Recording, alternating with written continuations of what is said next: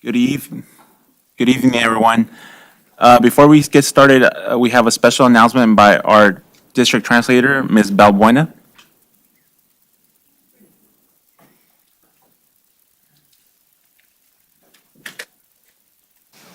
No. Sí. No, it's working.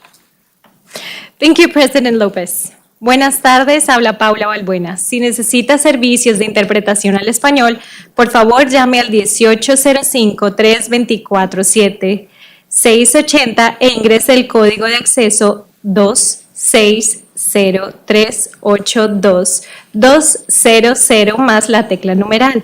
Este es un número totalmente gratis. Nuevamente, llame al número de teléfono 1805-324-7680 e ingrese el código de acceso 660-382-200 más la tecla numeral.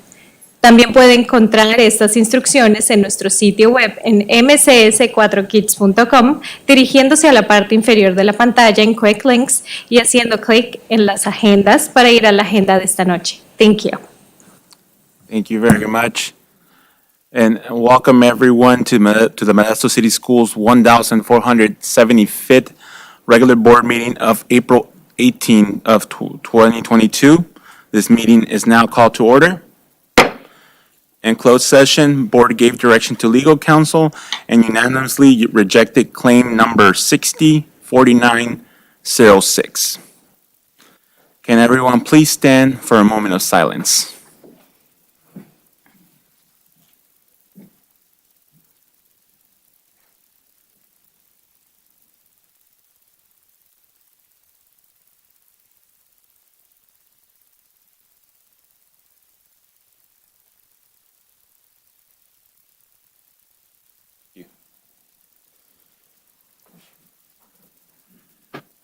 Good evening, everyone. Once again, this open session meeting of the Board of Trustees is being live streamed at the direction of the board. The live stream is available on the district website, and the recording will be available for viewing the day after the board meeting. Modesto City Schools meetings have been adjusted to follow health and safety precautions until further notice. Regarding public comment, Modesto City Schools has provided an opportunity for public to provide comment. It is outlined on our agenda. The public has been given an opportunity to call and leave a voicemail, send us a comment via email, or appear in person before the board. Any public comment received via email or voicemail prior to noon the day of the board meeting will not be read out loud, but has been transcribed, and printed copies will be provided to each board member and to the public out in the back. The voice and the email public comments will be attached to future board meetings for approval. And this practice will continue until further notice. For members of the public that are interested in commenting in the future, we welcome your comments. And so if you do wish to address the board during the period for public comment on a subject that is not on the agenda, you must complete a public presentation request card and submit it to the board president prior to the period for public comment. If you need assistance from a translator, please indicate so on the card. Every person who wishes to address the board, please fill out the card. You'll find them in the lobby. You can hand your comment cards to Ms. Chambers in the back. If you plan to speak on the topic, please fill out the form now, as no cards will be accepted once the public comment period starts. And the maximum time for any one speaker is 3 minutes for a total of 30 minutes. Okay? And so now we're pleased to welcome students from Sonoma Elementary, which will lead us in the flag salute. So I'm going to call out both students. I'll start with Elijah Moso. Would you please stand? Sixth grade Elijah is an exceptional student. He is a member of the Student Leadership and School Safety Patrol. Elijah is in the GATE program, chorus, and band. He's involved in the Amigos on campus.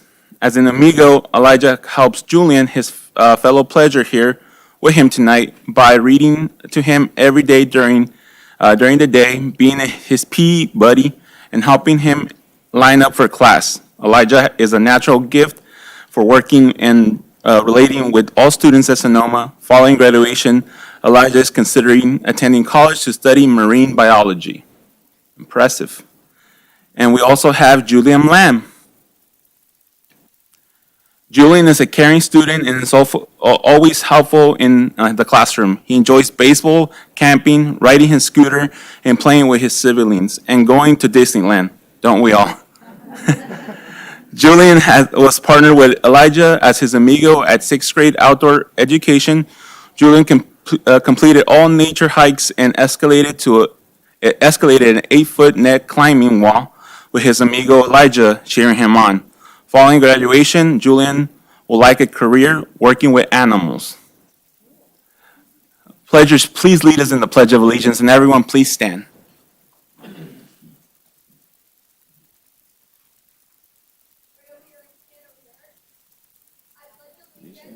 To the flag of the United States of America, and to the republic for which it stands, one nation, under God, indivisible, with liberty and justice for all. And I'll head on over there.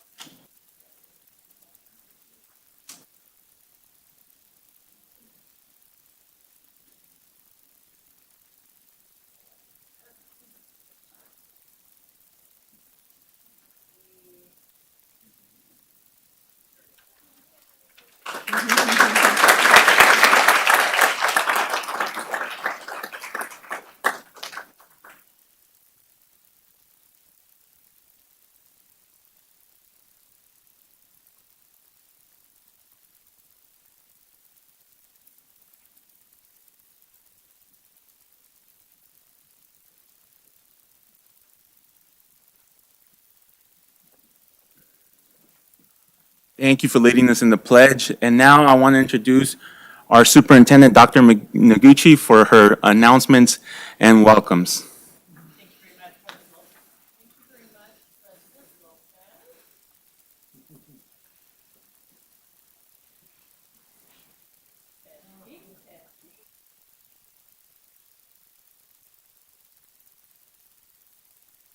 Overrated. Try that. I think so. All right, thank you. Appreciate it.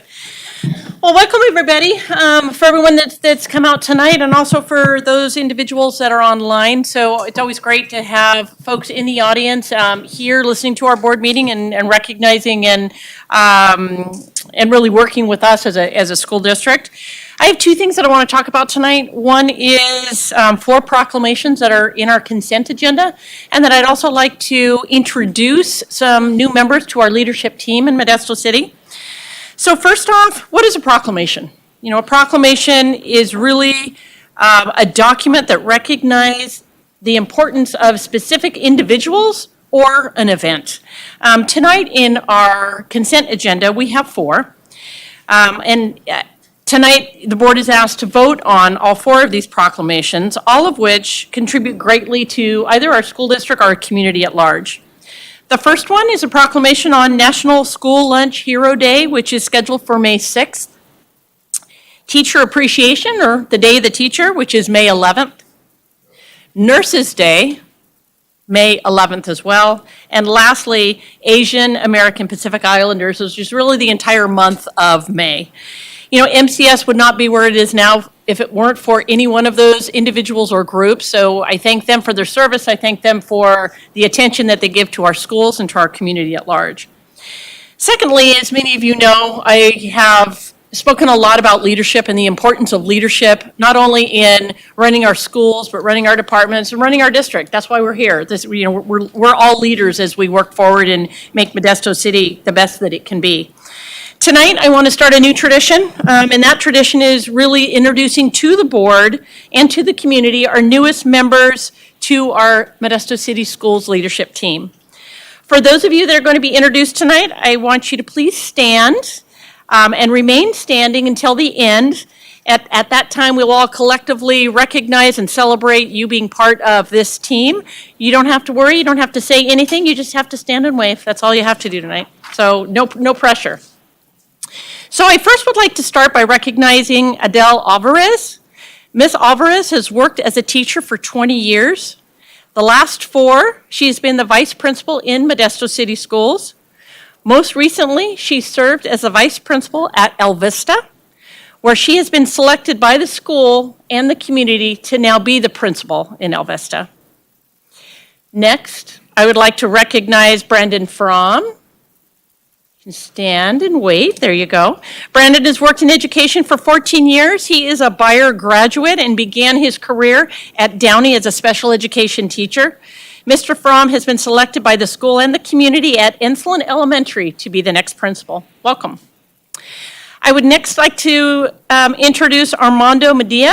Mr. Mejia has worked in education for over 20 years. The last 8 has been for Modesto City. And most recently, and currently, he's the vice principal at Modesto High School, and he actually brought our award winners earlier today, for those of you that were here. Mr. Medina has been selected by the school and the community to be the next principal at Muir Elementary. So welcome. Please welcome Socorro Hernandez. Ms. Hernandez has been on the longest interview this year.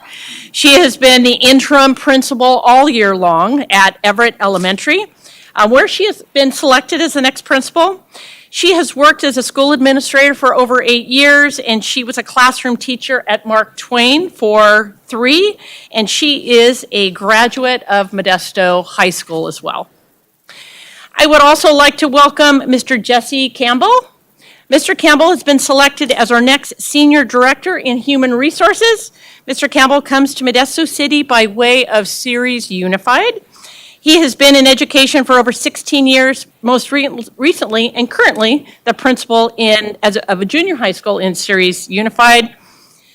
Lastly, I would like to recognize Mike Rich, who has been selected as the next Associate Superintendent for Curriculum, Instruction, and Professional Learning. I have to say I'm a little short on the details, and I actually just texted him, and he says that he's been in Modesto City Schools for 22 years, and at the heart of where I started, 11 years as a math teacher. So welcome, Mr. Rich. Please join me in welcoming all these highly qualified individuals to be part of the Modesto City Schools leadership team.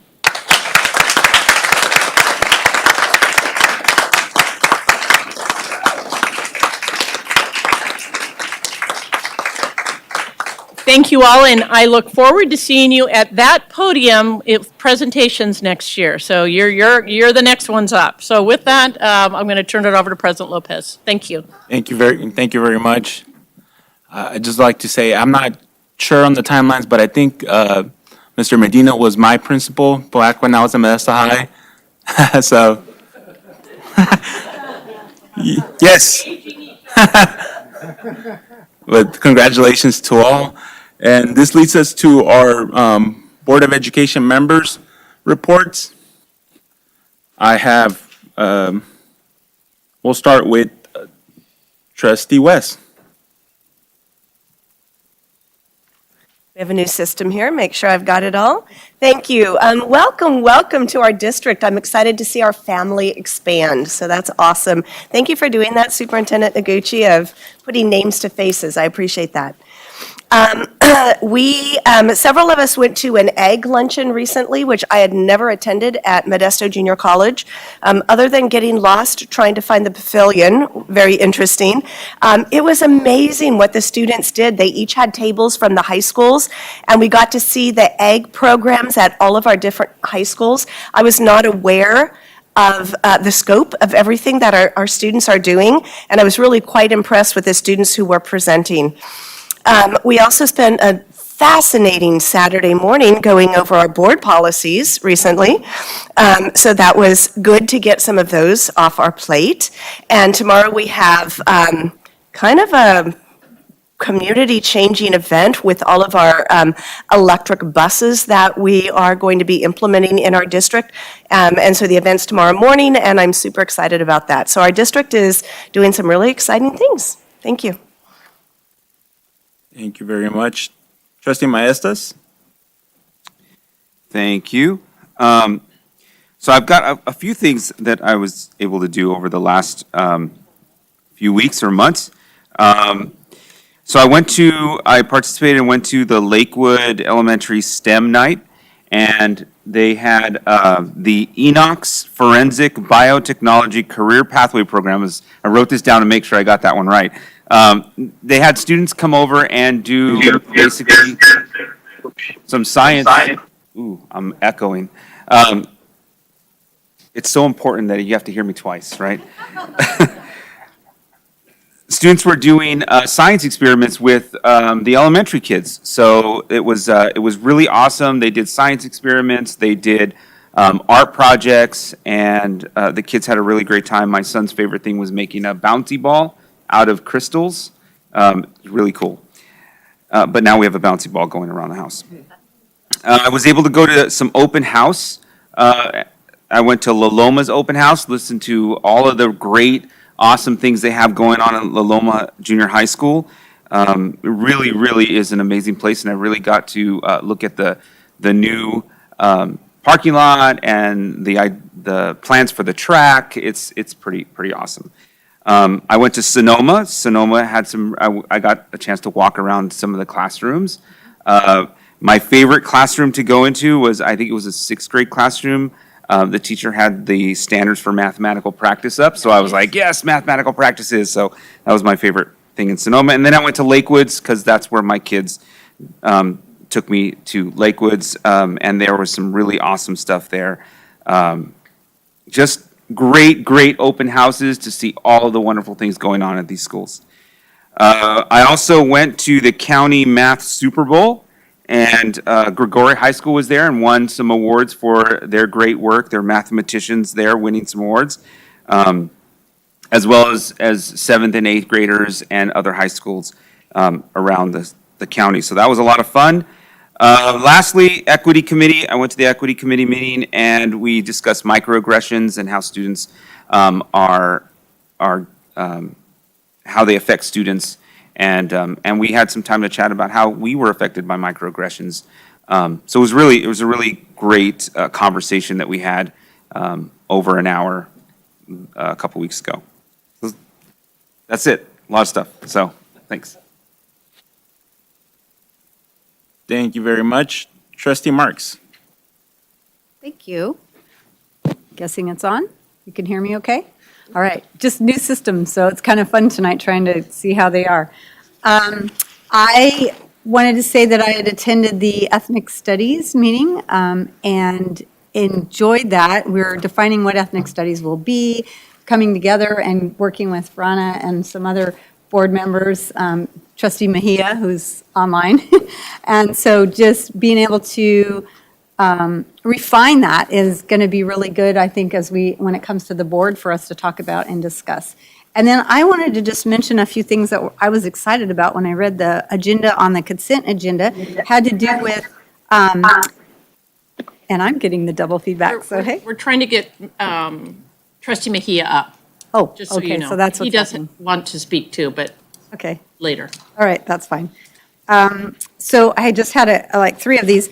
On D1, it's approval of instructional agreement with Modesto Engineering Industrial Tech School, which I thought was really awesome. And these are both, this one and the agreement with Modesto Technical School are both in agreement with the Modesto Junior College. So students have great opportunities to do that. And then we're revising the Career and Technical Education, a high school course. And I love the outline because it talks about character development, professionalism, interpersonal communication skills, management, leadership, and diversity, introduction to finance, which I think all of our parents have been asking me for that for our students, communication for a digital society, and writing and career success. So these all just sound like awesome opportunities for our students. And then lastly, it's NFTE entrepreneurship, business model validation for students to go into be an entrepreneur. So I think these are great offerings that we'll have, and we wouldn't be talking about them in our board meetings, so because we'll vote on them in consent, but I just thought they were awesome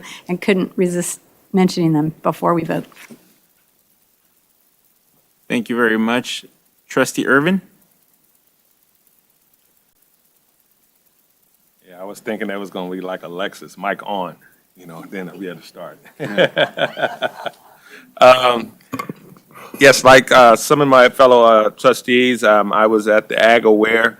It was great to see, to be back, have that back now, so we can see all the wonderful things our FFA students are doing and the type of program they put together and the stuff they're doing as far as leadership on the city, county, and state level with the organization, and actually on the national level with agriculture, since that is the biggest producer here in our county, that we're at the forefront of providing that leadership for our students to enter that field. Also got a chance to go over the Fremont Open Plan, Fremont School Period for Open House, and see it was, oh my goodness, there were so many parents there. It was just like, oh my goodness. Good to see, great to see all the parents there, the staff there. Everything was really laid out well, organized well, and parents were engaged with students and the teachers there. Got a chance to see several classrooms there and their computer lab that they have over there for classes. And also got a chance to go to the State of the Mayor's address with the city and our mayor and former board member, Sue Sawalin, and to see what the city has laid out currently and for our future here. And it looks like we're in, we have some, some really good things happening in our area that's going to benefit our students as well, with the renovations of parks and things like that, so they can be busy in the summer with great facilities and things like that across the city. So it was really good to see that those things are in the works for our community there. And that's about it. Thank you. Thank you very much. Vice President Brown? Yes, I pretty much echo the presentation that Dr. West has shared with us. But I'm particularly impressed by the students who spoke at the AgAware luncheon. Our students, and the way that they presented themselves was very professional and very well spoken. I'm grateful to see the introduction that our students are able to make to the community and show them the leadership skills that they have in the area of agriculture. And I'm confident that we will be able to see some great mentoring and a career development within the community as a result of that luncheon that we hold annually. It was great to be back in person this year for that event. Thank you very much. And Trustee Mejia? Yes, hopefully you can hear me. Great. I'm gonna be very brief. I was able to be with the fellow board members at the luncheon, but I do want to highlight the highlight of was the back to school night at Bret Hart. I was there with Tim Zerley and Roger Orth from the district. It was amazing. It was an awesome time. We saw hundreds of people. I've probably never seen that many folks at a back to school night at Bret Hart. It was just incredible. I felt like a celebrity, saying hi to everybody, welcoming them through the door. It was just an incredible feeling to welcome so many and see so many families that I've worked with over the years, and it was great to see them there, and just the appreciation for the principal and vice principal that were there the whole entire time, greeting families and kind of sharing around. So I just wanted to say I want to share those thoughts with you. Thank you. Thank you very much. And I just have a quick little report. I was able to go attend the back to school night at Hanshaw. I got to meet some parents that were taking their students for their 6th grade orientation workshop, and got to meet some of the teachers and the students out at Hanshaw. I also attended the back to school night at Fairview, which the principal there said that they have never seen so many parents and students out there, so we're glad that, that we're seeing folks and we're able to interact with them in person. And also, I didn't get to have any, but there was some good smelling tacos out there. And then I'll be doing a tour of Robertson Road School. I try to make it to their back to school, and I got there a little bit late, so I'll be doing a little tour with them tomorrow as well. And then so everyone knows, and you can probably see it, some people have mentioned it, we have a new system that we're operating here. So bear with us as we get adjusted to this, as what we mentioned in the last board meetings, and we'll see more transitions of the board as we go forward. But yes, that's my report. And now we'll be moving on to our recognitions with Ms. Noonan.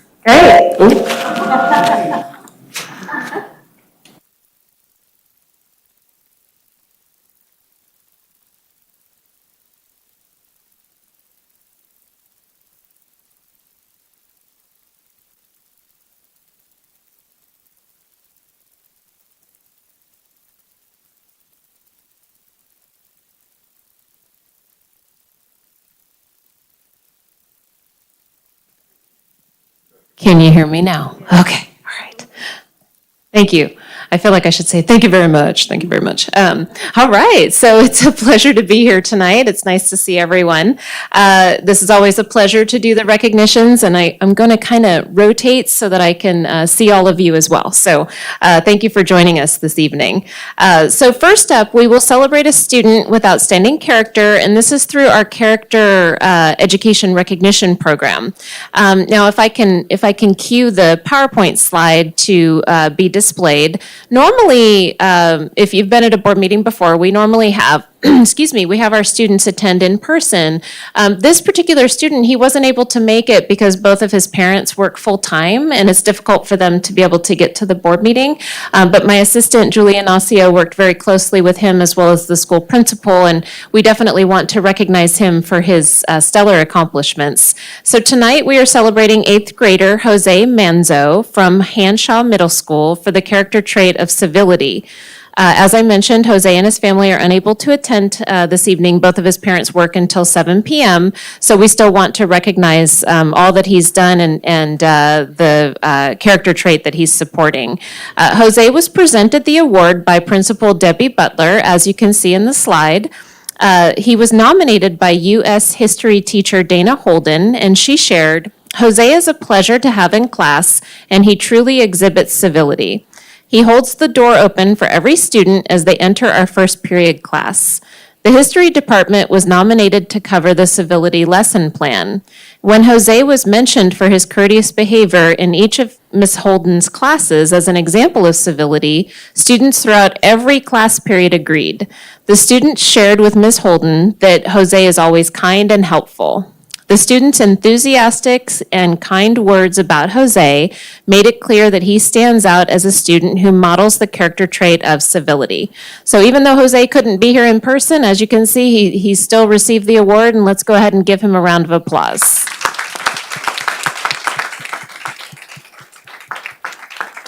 Great.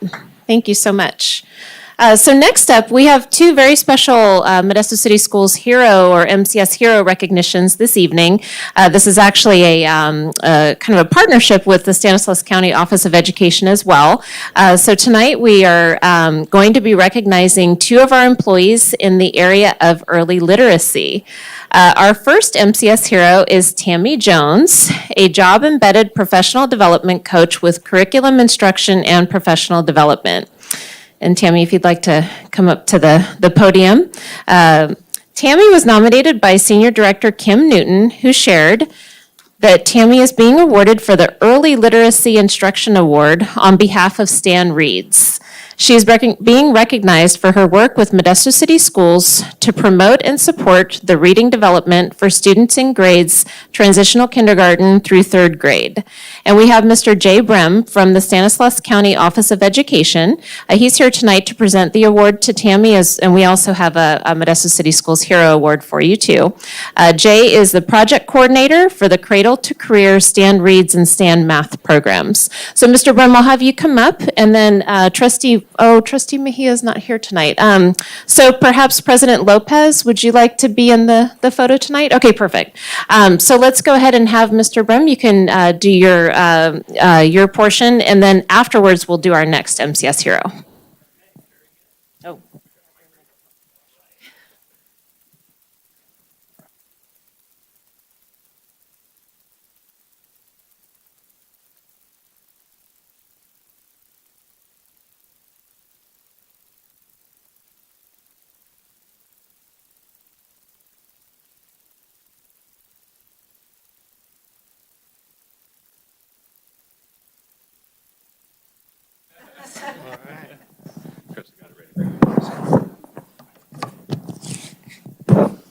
Thank you. How about that? Okay.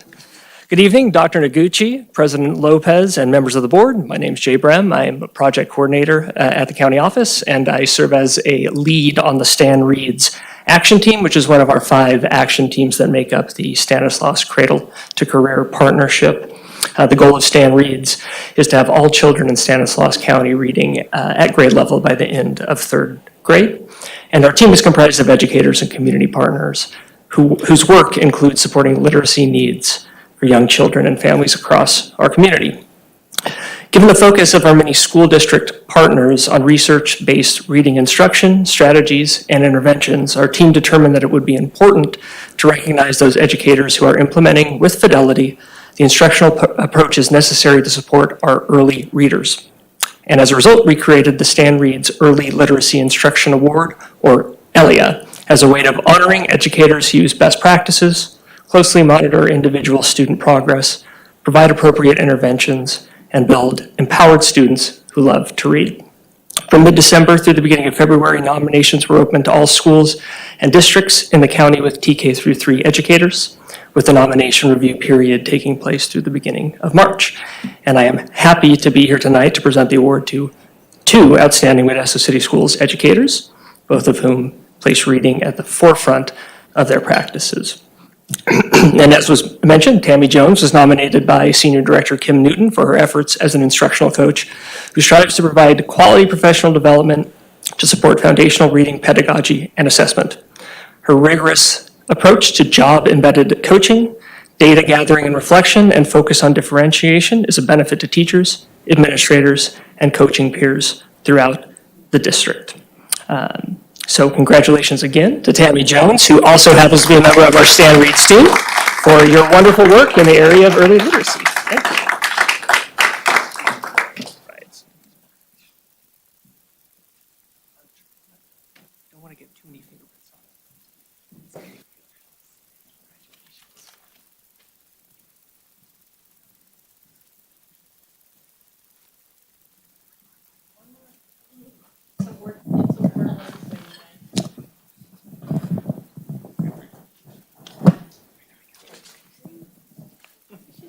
Yes, we are.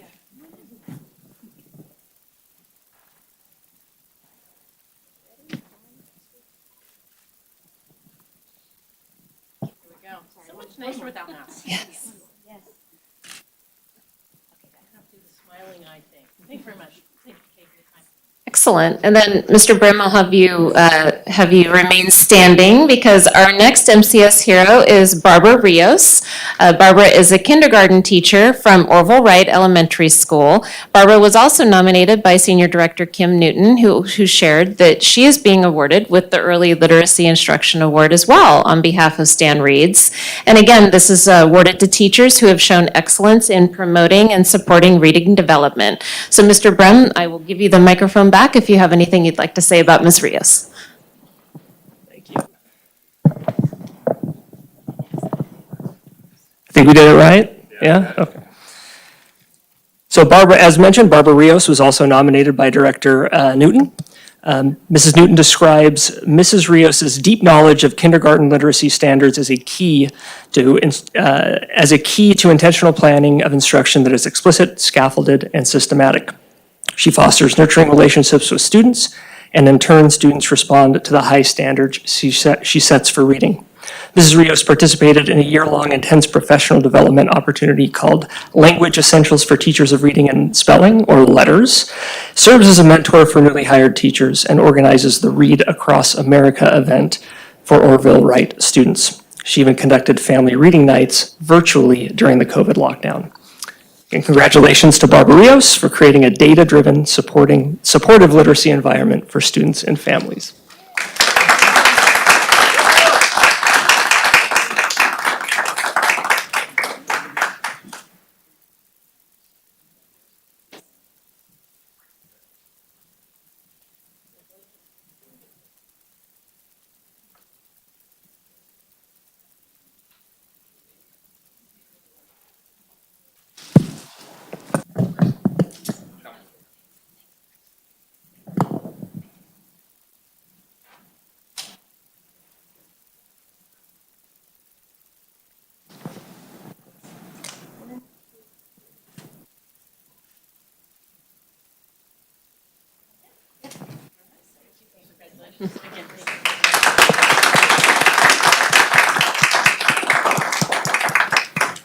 Excellent. Thank you so much. That concludes tonight's recognitions. Thank you for joining us.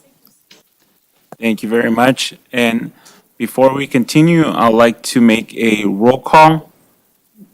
And I'm going to start from my right to my left. Trustee West. Here. Trustee Marks. Present? Vice President Brown. I'm present. Trustee Irvin. Trustee Maestas. Right here. Trustee Mejia. Present. Student Representative Benanca. And President Lopez here. Okay, with that, we'll be moving to item A9, approval of consent agenda. Is there any comments regarding consent agenda by the public? Seeing none, any from our board members? Seeing none, do I hear a motion to approve the consent agenda? I move approval. Moved by Trustee Marks, seconded by Vice President Brown. All those in favor, raise your hand and say aye. Aye. Any opposed?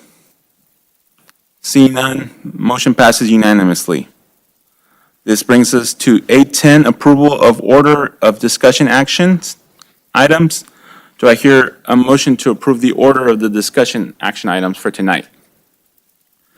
Moved by Trustee Maestas, seconded by Trustee Irvin. All those in favor, raise your hand and say aye. Aye. Any opposed? Seeing none, motion passes unanimously. And this brings us to the period for public presentation. Thank you again for attending tonight's meeting and showing your interest in our schools. We have no cards. Sebastian will take your card for tonight. Could someone get that up to me? Sebastian, you have 3 minutes. The floor is yours. 3 minutes? I get 5 minutes at the city. I have a difficult voice, so they give me, because of my handicap, they give me 5 minutes. So I'm asking the board to please allow Mr. Jones speak. First of all, I'd like to say good afternoon, board members. It's been a while since I've been down here. I don't even know everybody's position or whatever. But most of you know what I'm coming to speak on. Well, first of all, let me get this out the way before I forget. Mr. John Irvin, my family, I have lost 2 sister-in-law and my mother-in-law within a month span. And I want to thank John Irvin for his gratitude in stepping up. And I didn't forget about the obituary. I know you thought I forgot, but coordinating the funeral is not my thing, but that was my first one. So, John, I have this for you and the family. Thank you for everything you done, and you stepped up to plate. And I just didn't give you the date of the funeral because I was loaded. We were talking about 3 family members within a month. So I want to pass this. Don't worry about that envelope. Well, once again, I'm Sebastian J. Jones with the Dr. Martin Luther King Committee. As you know, I'm boots on the ground. I'm trying to establish in his name a wonderful man, Dr. King. As you know, we have the park almost 12, 13 years. Over 4,000 signatures to get the park in the center. We have the center, and we have the park, and if you go by there now, the sign is not up. We're planning to have a celebration in June 18th, during the Juneteenth, and hope to, when I get the time and date, I sit on 7 boards, so you know, my plate is very high. But what I come here today for is I'm still pushing this issue to name a school after Dr. King. Every year I come in and I step up and let you know I'm still seeking this board to name. As you know, the surrounding city, they have a Dr. Martin Luther King School, park, center. This town is kind of a little knucklehead and don't recognize a great leader. I'm only taking after the foot soldiers that went before me, and I'm not giving in. And we're going to have a statue of Dr. King. This is not the statue I want. I'm going to have the one they have in Washington. We'll have a little miniature. We'll raise $160,000. That's no problem. I got people standing by. So I'm here. This board needs to step up. I think I've been coming down there 6 years talking about this school name. We need to do a great thing in this town. Let's not be the last one. You got little Merced down there. You got Stockton. You got these little towns that got schools named after Dr. King. And I just can't understand why it's so hard for a town called Modesto. There needs to be some changes, and we're making them changes. But I think there should be priority. My understanding, I had a guy come up to me, and he said, Sebastian, you better get to the school board. They tell me I'm naming it after a person in town. Well, I'm going to say it. They can wait. Dr. King sacrificed his life to make it better for all mankind. And we can honor. If it took me 17 years just to get a park, or 15 years, that's sad. That's sad on the city. That is sad. And they know that building has to go with it. You do not put a man's last name. That is embarrassing. How would you like to have just Teresa on the building? No, it's spelled out. Dr. Martin Luther King. He doesn't share a name. He stands alone. And I can't understand. But I'm here as a foot soldier. Like I said, boots on the ground. I may not talk well, but I mean what I mean, and I stand for what my belief is. That's all I have. I don't have no money. But I got a mouthpiece. And if I got to go to door again, just like I did for the park, and they didn't even recognize the name, I will do it. So, board, I know y'all mean good for the people. just one great man. I can cry right now. For me to stand before you guys and stand before the people, begging. Yeah, we know that's going on, but I'm going to be Sebastian in the middle of more time. Let's do this for a great man. Show him the love. And also, there's money.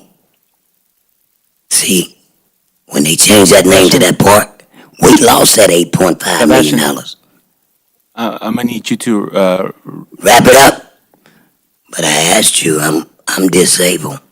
I don't have my papers here to give to you. we've given you two 3-minute sessions.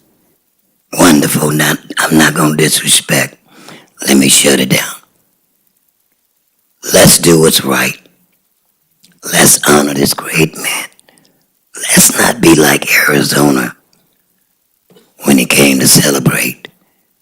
They didn't recognize him. But let's do what's right here. Let's work on that. The other peoples can wait. But Dr. King, let's show some love. And I thank you, and God bless you, and really take what I'm trying to say from my heart. It's time for this great board to move. Thank you. Thanks. Thank you. And again, although we cannot engage in discussion or take any formal actions on items that were presented tonight by the public and that are not on our agenda, we thank you for following our protocols and addressing the board and for taking the time for coming out and sharing with us your opinions and your desires for our district. Thank you.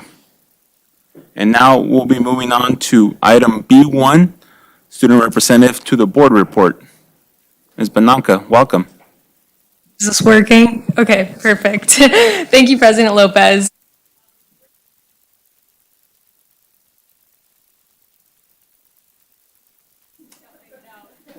We spoke too soon. You want to try it again? Hello? Hello? Okay. Thank you. All right, thank you. First and foremost, I hope everyone's having a great day today. Our past inter-high meeting was held last Tuesday, and schools reported working on prom and generally just preparing for the end of the school year. Also, many schools are currently working on hosting fun student events. For example, Enox just hosted a Culture Week and is planning a Blacklight Rally. Bayer is partnering with a No Bullying campaign to host a Spring Esteem Week. And Modesto High School just held a boys volleyball game for charity, specifically the American Cancer Society, which was really awesome. And then at the meeting, we talked about school safety, and I want to thank Vice President Brown for suggesting that we talk about this at the meeting because it's so relevant, especially in light of some of the recent safety incidents that have occurred at Modesto High School. And so we talked about how we can keep our students safe and prevent safety threats on our campus. And ultimately, students agreed that it's really important to maintain a balance between having enough security measures to keep students safe, while also not having way too many to the point where students feel like they're stepping into a prison every time they enter school. And so we kind of went into more depth and specifically talked about school resource officers, or SROs, and whether students would like to see the number of SROs increased or decreased. And ultimately, the consensus was that students are happy with the current number of SROs on campus, so they wouldn't like to see that number changed. And then we talked about volunteerism in the community. We've noticed that community service participation from students seems to have kind of been decreased ever since the pandemic began, and so we wanted to talk about ways that we could increase that. So students agreed that hosting school community service projects that really focus on the school, campus, and the surrounding community would increase participation, which makes sense because you're naturally going to be a bit more passionate about something that's more close to home. And obviously, if we all contribute to our own school communities, then, the greater community as a whole will benefit. And so we encourage students and leadership to go back and hopefully plan some events that will benefit the school community in the future. Once again, I know I did this in my last board report, but I want to plug Love Modesto. It's April 30th. I hope that any students that are listening participate, or any adults really. It's really an awesome event. They do so many things. It's just a myriad of volunteering activities. And so you can sign up for a shift on lovemodesto.com. And then finally, we talked about the process of selecting the next student representative to the board, which is going on right now and is currently open to sophomores and juniors. So if you're a sophomore or a junior right now and you'd like to be doing what I'm doing, representing all 30,000 students in our district, be sure to apply. This is obviously kind of bittersweet for me because it means that my term is coming to a close. But judging from the people that I've met that are applying for the position, I can assure you that we are in great hands. And before I end this board report, I just want to give a message to any of the students out there in the off chance that they're watching this awesome board meeting in their free time. Obviously, it's the end of the year, and this can be a pretty hectic and crazy time for most students. We have finals, AP, IB tests, everything's coming to a close. But I just want to remind you all to keep pushing forward, especially for the seniors out there. Graduation is right around the corner, and we're about to step into the next chapter of our lives, which is cliche.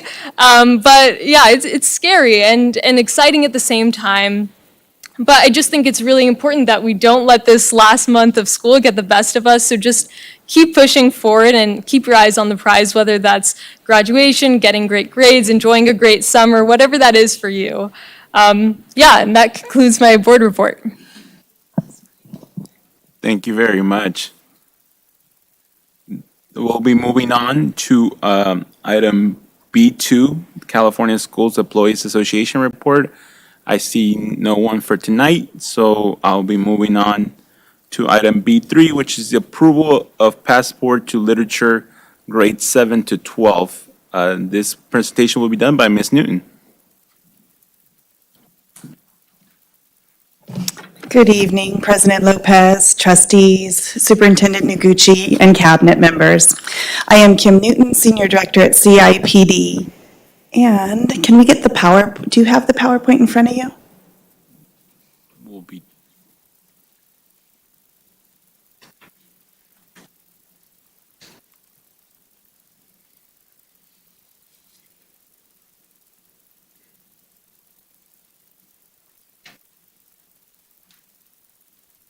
We're almost there. You do have it on paper. I can go ahead and go from paper if you'd like.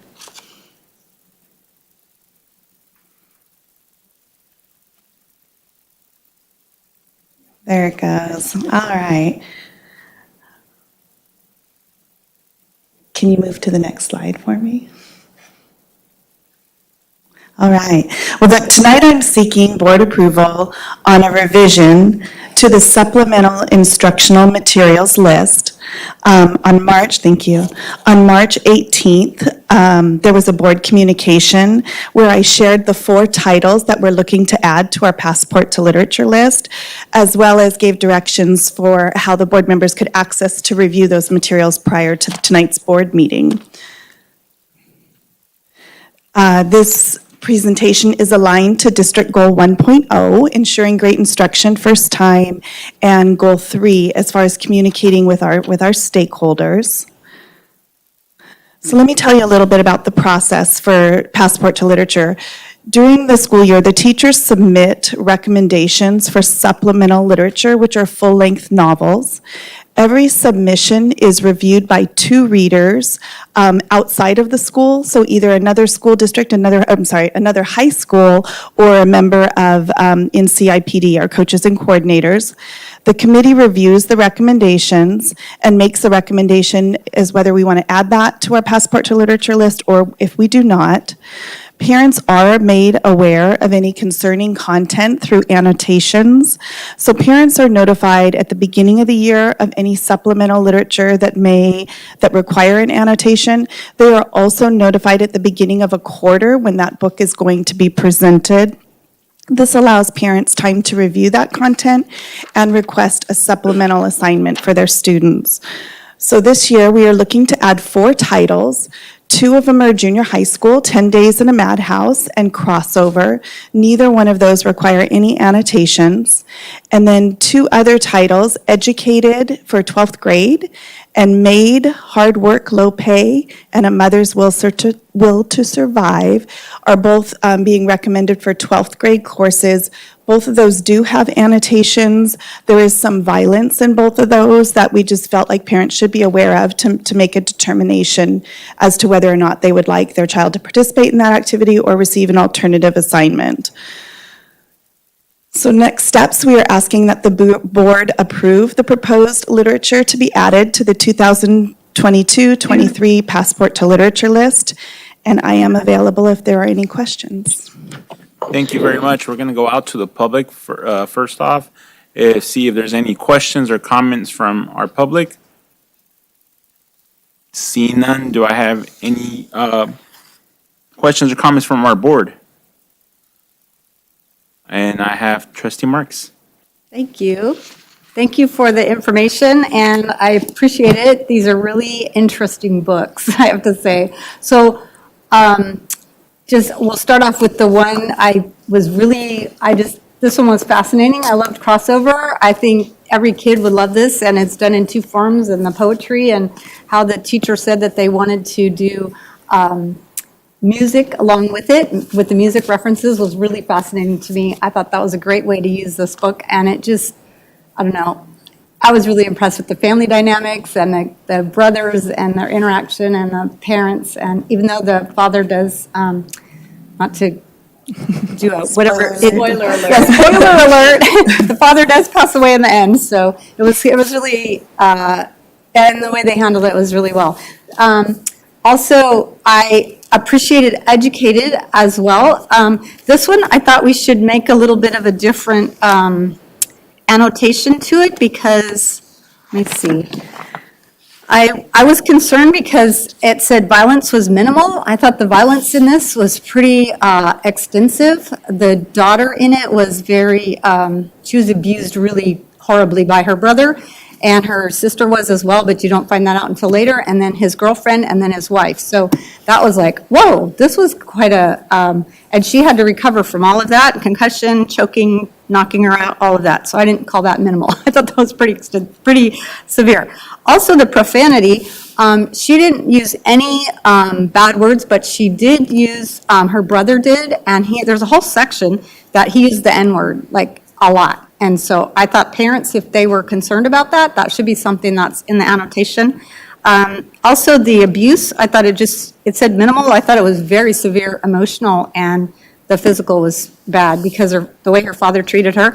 I also thought that families who might come from Mormon faith ought to know that even though it says it's born to a survivalist in the mountains, it should say that it's born to a Mormon family, survivalist family in the mountains, even though the book does a disclaimer at the beginning that says it's not about Mormons. I forget. This story is not about Mormonism, which I agree with that, but they should still know that that's the reference from where she comes from, and that's how she's treated in her family and that dynamic. But she did a great job. I love that it was a memoir and how she wrote it and the way it goes back and forth, and it was just really well written. So those are the ones I could say, yes, I think this is a great book. It helps students maybe process some emotional trauma in a way, and how she overcame it, and then went to Cambridge and Harvard, which was impressive, that she overcame all of that being homeschooled without any schooling. That was wow. Mm-hmm. So that was really good. So those annotations I would really like to see. I was surprised that these said it didn't really give those. It didn't reference any of those. I didn't know who reviewed it or why. And then 10 Days in a Madhouse, that was really interesting too. It said no violence and no annotations. I was confused by that because I felt that the way it expresses it, they wrap the girls in sheets and beat them with broomsticks. And one girl came and they drowned her basically. And then it's, to me, those references should at least say that there's some, and then they tried to lie about it. But that, to me, I thought there was violence in that, and I was concerned about that. And students in 7th or 8th grade reading this, especially in a mental institution, even though it happened in 1897 or 1887, I thought those would be helpful for students to, at least or parents to know about that. And then lastly, this was the one that and so those ones I'm okay with as long as we change the annotation on them. This one I had concerns about in that it said minimal, let me just find the page. It said violence, yes. It said sexual conduct, that there wasn't, but there's a lot of sexual conduct referenced in it. And then the profanity, it was like throughout the whole book. So I couldn't figure out how there's no profanity in this one. And there's a lot of references to drinking, and it's like that's what she wants to do. Let's just get in a hot tub and drink a champagne. You know, she wants to just drown out her life. So her being the hero in the story, I didn't think that was very helpful for students. But this one, I just felt like the amount of all the stuff that went on in this one, I just felt like it was not appropriate for our students. And I would ask that we didn't do this one. This is the only one that I've had concerns about. So those are my comments on the books. Okay, is there any other comments or questions? So do I hear a motion from, Trustee Marks? Okay, I'll make a motion with extending the annotations for the parents. I just felt that was important. But with approving all three except the maid, or maid, it's called maid. okay, so we're gonna make, do I have a second for that motion? I will explain that if we don't have a second, that motion would not proceed, and we would go for the original motion that was put in place. We have a comment from Vice President Brown.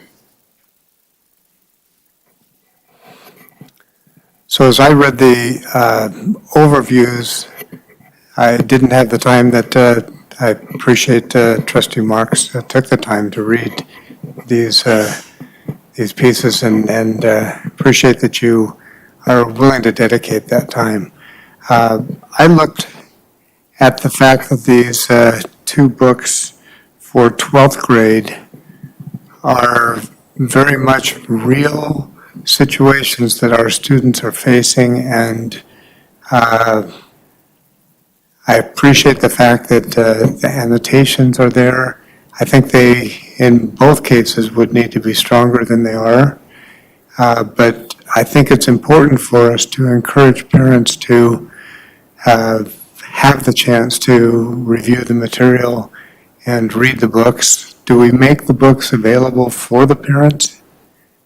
Yes. And how much time in advance of using them do we do that? So at the beginning of the year, the school site will notify parents of any books that the students are going to read, and then if there's annotations. So they would get that at the beginning of the year, and then a couple years ago, the board had the great idea. They just said, there's so much coming home at the beginning of the year. Could we be notified again? So then we notify the parents again at the beginning of the quarter that book is going to be read. So I think it's important for our students to have the ability to see real situations and have the ability to review and discuss things that they're facing that we did not at their age. But I also think that it's critical that those discussions happen at home as well with very informed parents. And I appreciate the fact that we do offer alternative readings if families choose not to participate in books that are being presented in a class. So I'm not going to vote against these books, but I think that we need to be stronger in the language of the annotations. Okay. I was first going to say that I completely agree. I think it's part of the process, and we have the ability at two occasions that our parents are able to look at these books, to look into it more, and ultimately that's what we want. We want parents that are more concerned into the education of their students, and I'm glad that there's that availability for them, and I'm glad that there's, for those folks that don't feel that this is something that their students should read, that there's equal work for them. So I really appreciate that. But I would echo the fact that if there is, that we are very detailed in the annotations, so parents can flag with more discretion. So then I have another comment from Trustee Marks.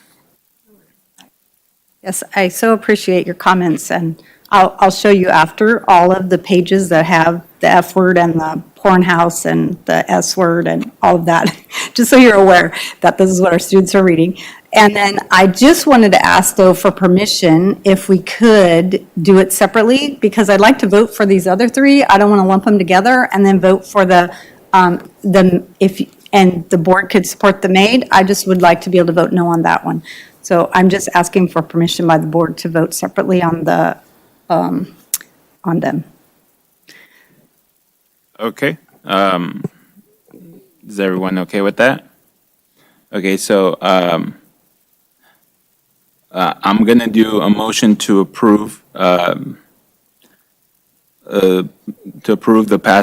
Passport to Literature grades 7 to 11, the books 10 Days in the Madhouse, Crossover, and Educated. Do I hear a motion to approve those three books?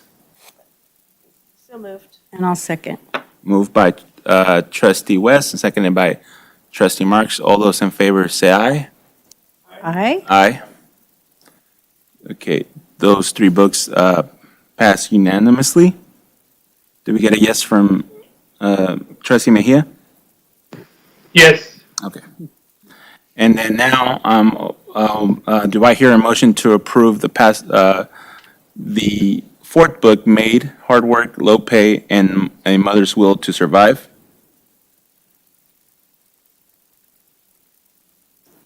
I have a question. Yes. If we make a motion on that, does that mean that it gets approved with the annotations that it has? Or because the annotations as they stand now, like, do we end up approving that? Or can we say with additional annotations that are? We would be more happy to do detailed? that. Yes. Okay, that's, and then When you make the motion, say you'd like it with more thorough annotations. I make that motion that we approve the fourth book with Made, Hard Work, Low Pay, and A Mother's Will to Survive with additional, more detailed annotations. So I have a motion to approve with additional annotations by Trustee Maestas. Do I have a second? Trustee Irvin has A a second. Seconded by Trustee Irvin. All those in favor say aye. I think he has a comment. Did you have a comment, Trustee Irvin? Well, he actually, the same comment Okay. I just, yeah, okay, all right. Okay, all right. Sorry, so do you still want a second, or do I defer Yes. to? Okay. So seconded by Trustee Irvin. So all those in favor, please raise your hand and say aye. Aye. Aye. Any opposed? Nay? The motion passes with a 6-1 vote. Okay? Thank you. Thank you, Ms. Newton. And we'll be moving on to our next item, B4, report on the 2022-2023 curriculum adoptions. And again, Ms. Newton. Yeah, and I'm going to be joined by my colleague, still Senior Director at CIPD, Mike Rich, in just a short minute. This is perfect, thank you, guys.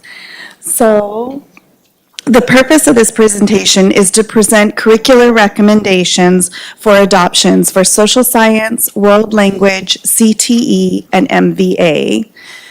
This presentation aligns with District Goal 1, increasing academic achievement and ensuring equitable access to enable all students to attain college and career readiness. So let me tell you a little bit about the adoption process. Over the past 8 months, teacher committees have met together to analyze their standards. They've met with publishers, they've piloted curriculum, and ultimately made a recommendation for their content area. In the area of social science, we are looking for new curriculum for our AP Human Geography, otherwise known as AP HUG. The recommendation is for Bedford, Freeman, and Worth Human Geography, First Edition 2021. I just want to take a moment to thank the teachers that served on the adoption committee, as well as our social science coordinator, Janine Zambo.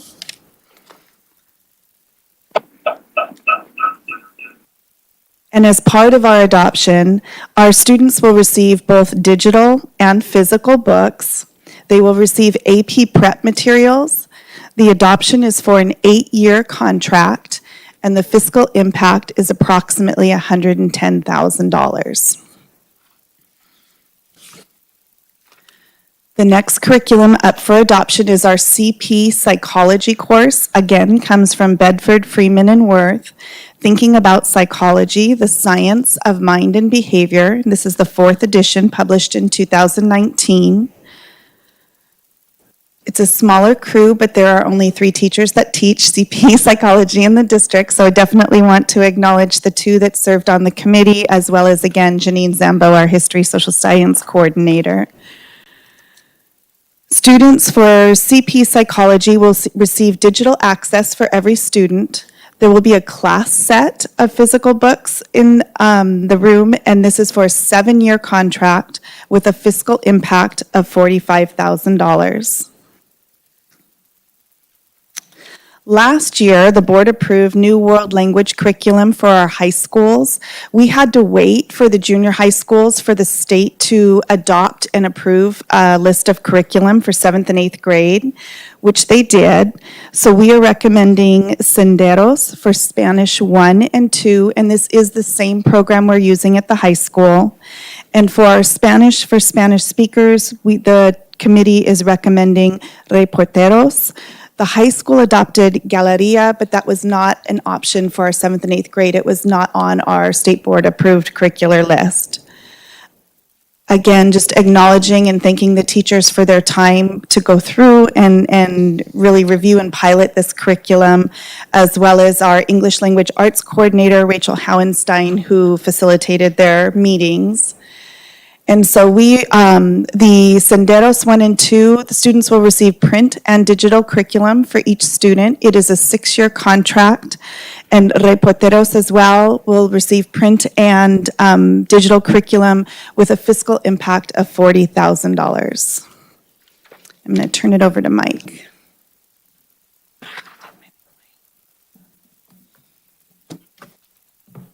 Thank you, Kim. Rachel Barkas, Senior Director of Educational Options, was unable to join us tonight, so I'll be presenting the CTE recommendations. Each year, a group of designated industry sectors are slated to review their curriculum. This year, 2 sectors chose to go through the adoption process. The first is culinary arts. 2 different books are being recommended for use in several different courses, Guide to Good Food, as well as Hospitality Services. Again, just recognizing those teachers that put in the effort over the last 8 months to go through that adoption process. We're grateful for their help and support. These 2 books have a total fiscal impact of about $39,000 and will be for a 6-year contract for digital as well as physical books. The second sector was professional sales. 4 different books are being recommended to use for several different courses throughout the district. Professional communications, school of careers, retailing and e-tailing, marketing marketing dynamics. We had 2 teachers that helped with this pilot in this sector. I'm grateful for their help. These two books have a total fiscal impact of, 4 books have a total fiscal impact of about $22,000, and for 6 years for digital as well as physical content. Lastly, we're making a recommendation for our online learning platform. So this, this platform will support our Modesto Virtual Academy as well as Extended Summer School, G230, some classes at Elliott. So when COVID schools closures led to the need to expand the Modesto Virtual Academy several years ago, we had a very short timeline to select curriculum that provided for all curricular needs for a K-12 program. At the time, we switched from the Apex platform because it did not offer content for our elementary students, nor did it offer a robust elective or advanced course options. With the market pressure that the continued need for independent study materials has created, Apex has gone through a transformation, including a buyout by Edmentum. This has allowed Apex to offer a more complete 712 catalog of offerings, including partnering with Corone Learning and Pointful Education to increase elective offerings as well as advanced courses. Edmentum currently has a partnership with 354 districts in the state of California. Of those, 182 districts are currently using Apex as their digital curriculum solution. Teachers from MVA, G230, and Elliott all participated in the full pilot process this year to evaluate several online curriculum providers. Their recommendation is to adopt Apex, including the third-party providers Corone Learning and Pointful Learning for 712. We're grateful to the teachers that put in the effort to evaluate all these curriculums for the different programs. The recommended adoption will include unlimited licenses for Apex and 1,000 concurrent and reusable licenses for each of the third-party providers, meaning a student uses that license, once they're done with that class, that license goes back in the pool and we can use it again. We have 1,000 concurrent licenses. Thank you. This contract will be for 3 years and provides all materials digitally. The estimated fiscal impact is $776,000. For all of the curriculum that we've presented here today for recommendation, the approximate cost, again, will be based on actual enrollment numbers. Right now, it's just based on projected enrollment numbers. The total cost comes to $1,032,000. The next steps for the curriculum adoption, this is just a report tonight, but the adoption of this curricula will be on the May 16th agenda. Kim did mention forget to mention, but we had a public preview from March 31st to April 16th for all this curriculum. We will still make it, because it's just a report, we will still make that curriculum available to CIPD office or upon request through May 9th so that people can have more time to review that if they need to. We are available for any questions you may have. Thank you very much. I will go out to the public to see if there's any comments. Yes, if you would like to, please come up.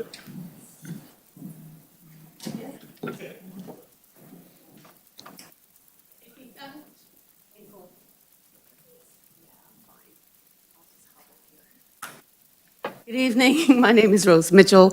I'm with the NAACP. I have one question about a couple of the books that Ms. Newton presented, and I'm wondering how, this is just a curiosity thing on my part, how this material is handled in the classroom. Is there group discussion of the books and the content of the books, or individual writings or musings about what the students have read? Because what I'm hearing is like there's some very intense information in the books, and we know through COVID and just general life that kids go through a lot. And I'm just wondering how the material is handled. Are the teachers reading the books as well? Or are there discussion groups, or could you? Sure, I would say probably all of the above. I think absolutely the teachers preview the materials as part of their planning process. I believe students are reading some components of the book. I absolutely believe that there are classroom discussions. It's just all part of the teacher's lesson planning. Okay. And since the material does sound intense, will there be mental health counselors available to deal with kids if they're triggered by some of the material they may be reading? I believe we have mental health counselors, or I don't know if that's the appropriate terminology, at all of our schools. So yes, they would be made available. Yeah. All right, that question just kind of fizzed in my head for a bit, and I needed to find out what we're doing to kind of keep a safety atmosphere within the classrooms. Absolutely. All right, Absolutely. thank you. Thank you very much. Is there any other comment from our public? Seeing none, is there any questions or comments from our board?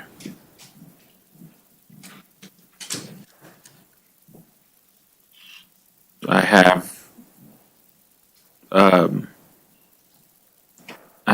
Vice President Brown and then Trustee Marks.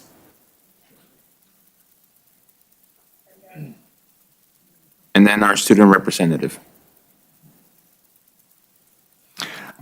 Had a question for Mr. Rich. The reference that you made to Apex, the reason that we moved away from them was that they did not have elementary curriculum. I must have missed something in your presentation. Do they now have elementary? Because you mentioned 7 through 12. So we're recommending an adoption for the 7-12 curriculum. We will continue with our current TK6 curriculum, which is, it just switched names also. They're all switching names. It's now called Flashpoint, but it was called Florida Virtual. So we have been using that for the last couple of years. So we will continue. We'll continue with that, yeah. But Apex does now have, A more robust elective and advanced course options, which it did not exist before. Before, it had just had remediation courses.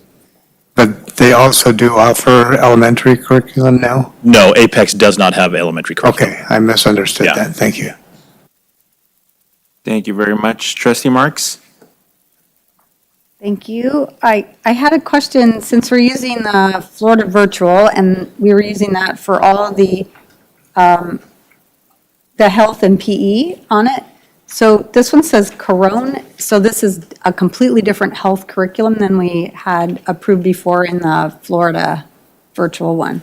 It's a different provider for that curriculum, correct? Okay, okay, thank you, because I know that's usually something that parents ask questions about. So- Yes. All right, thank you. So we can come view it in one of the rooms like we did before? Correct, yeah. Okay. Just like we've done before with public preview. Okay, thank Yeah. you. Thank you very much. Is there any other comments or questions? Oh, sorry. Student rep. Thank you. I have a really, really quick comment. I just want to thank you for running a pilot program for the Modesto Virtual Academy and really listening to the student recommendations of the program that they liked best. Thank you. Thank you very much. Seeing no other questions or comments, this is only a report for tonight, so we thank you for the report. Thanks. And I had a request to move up items B6 and B7 as we have an important event going on early tomorrow morning, so we want to get some folks home on time. So I'm just suggesting that we move up B6 and B7 before B5. That way our guests in the audience don't have to sit through that's a very lengthy presentation. So if that's an interest, then we would need a motion and a second, and then we could make those changes. Do I hear a motion to? Okay, I have a motion and a second to move items B5 and B6 and B7 up in front of B5.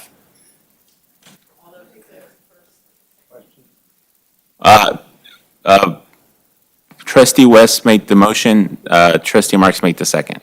Thanks. All those in favor, please raise your hand and say aye. Aye. Aye. Any opposed? Seeing none, we'll move those up. Okay, so this brings us to our new B5, which is public hearing and approval of resolution 2122-24 for construction energy service contract with Schneider Electric. And this is Mr. Surley. Thank you, President Lopez, and thank you, trustees, for the accommodations. I believe we have a Yes. public hearing that we have to enter into at this point. That is correct. So I'm going to close now the regular open board meeting. And now I will open the public hearing of Agenda B6, public hearing of approval of Resolution 2122-24 for construction energy service contract with Schneider Electric. Thank you. Just for review, on October 18th, 2021, the board approved a design and construction energy services agreement with Schneider Electric Buildings America Incorporated to design and construct certain energy conservation measures and related improvements. Chapter 3.2 of Division 5 of Title I of the Government Code Section 4217.10 through 4217.18 allows a public agency to enter into an energy services contract that the governing body determines is in the best interest of the public agency without a competitive process, which is the point of this public hearing. At the close of the public hearing, it is recommended that the Board of Education, after public hearing to receive public comments, approve Resolution 21/22-24, authorizing to award a turnkey design and construction energy services contract to Schneider Electric. Thank you very much. Is there any comments from the public on this agenda item? Seeing none.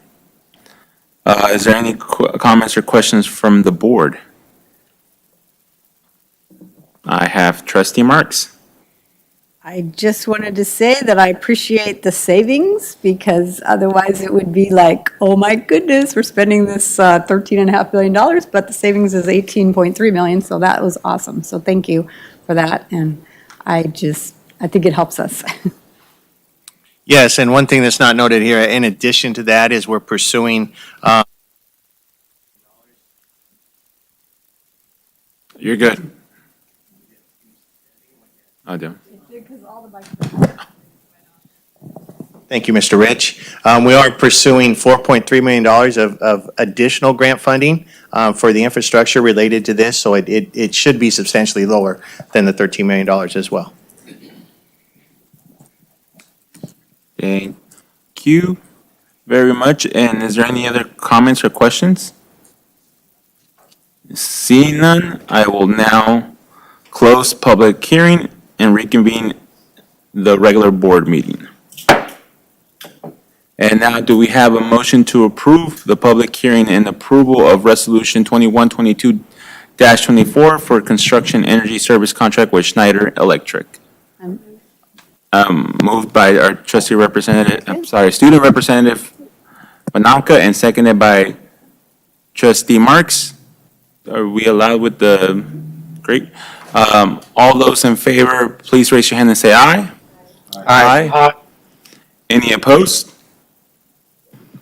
Hearing none, motion passes unanimously. Thank you very much, and we'll be moving on to B7, and bear with me as I read through this. This is the public hearing and approval of Resolution 2122-24 for construction energy service contract with Schneider Electric. Public hearing on Modesto City Schools core value for negotiations in Modesto City Schools. Oh, there was a typo on there. Okay.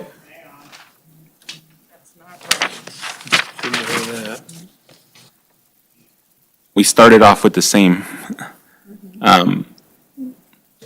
Wow. Okay, I am gonna, this is item B7. This is public hearing for Modesto City Schools core values of, So, I'm going to make a suggestion that we just take a 5-minute break here and regroup, because we've got 2 agenda items put together here. That gives everyone a 5-minute break, and then you and I will converse on what to do here. okay, Okay? thank you very much. We'll take a 5-minute and we'll be back at 7:35. So it should be. But that's great.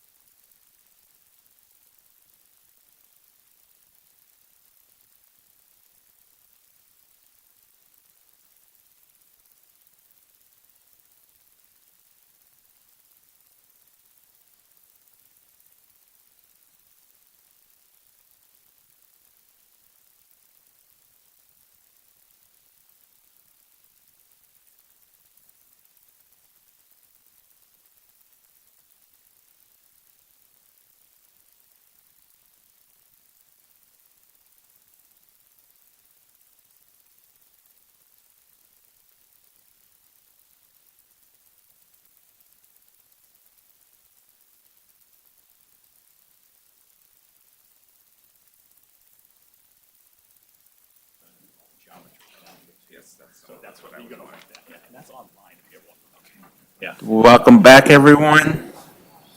Okay, we're gonna have another go at this. This is item B7 now, B6, and it's a public hearing on Modesto City Schools core values for negotiation and Modesto City Schools and Modesto Teacher Association initial proposal for the MTA MCS collective bargaining agreement for the 2022-2023 school year, and board action to close hearing and vote to approve Modesto City Schools core values for negotiations and Modesto City Schools initial proposal to vote to receive MTA's initial proposal.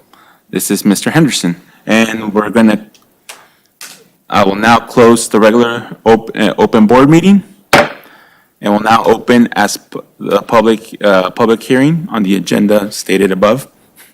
Hand it over to Mr. Henderson.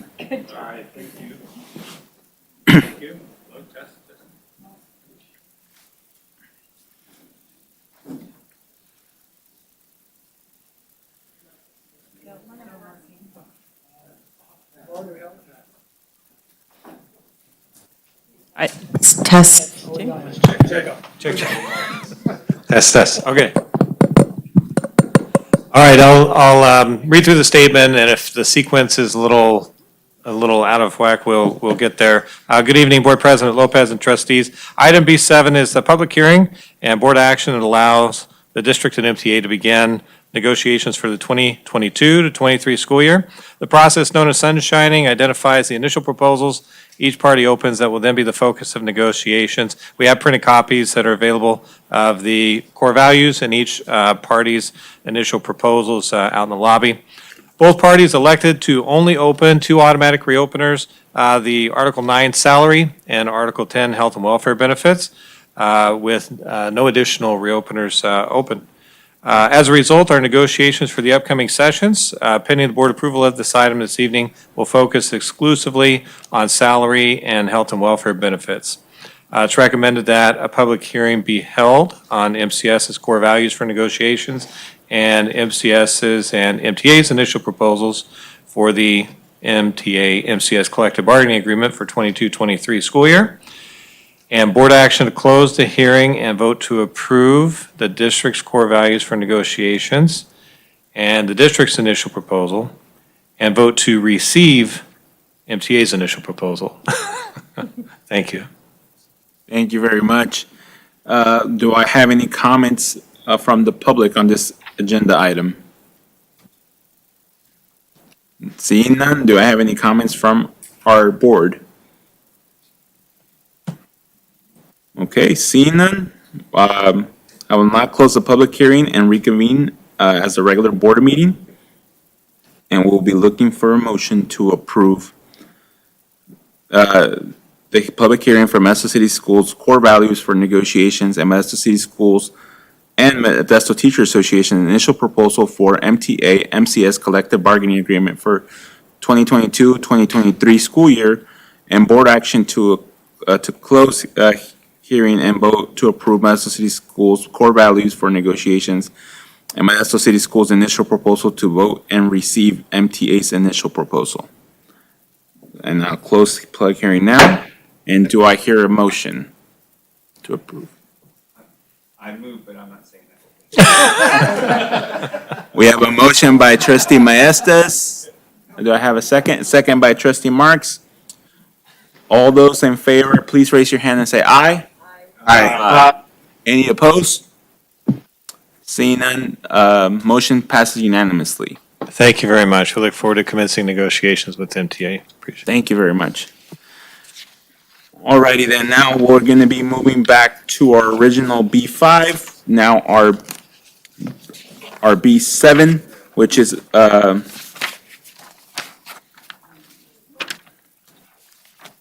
report on re-engagement plan for English language arts and math. Ms. Newton. Mr. Rich. Just check, okay, it works. Do we have the presentation?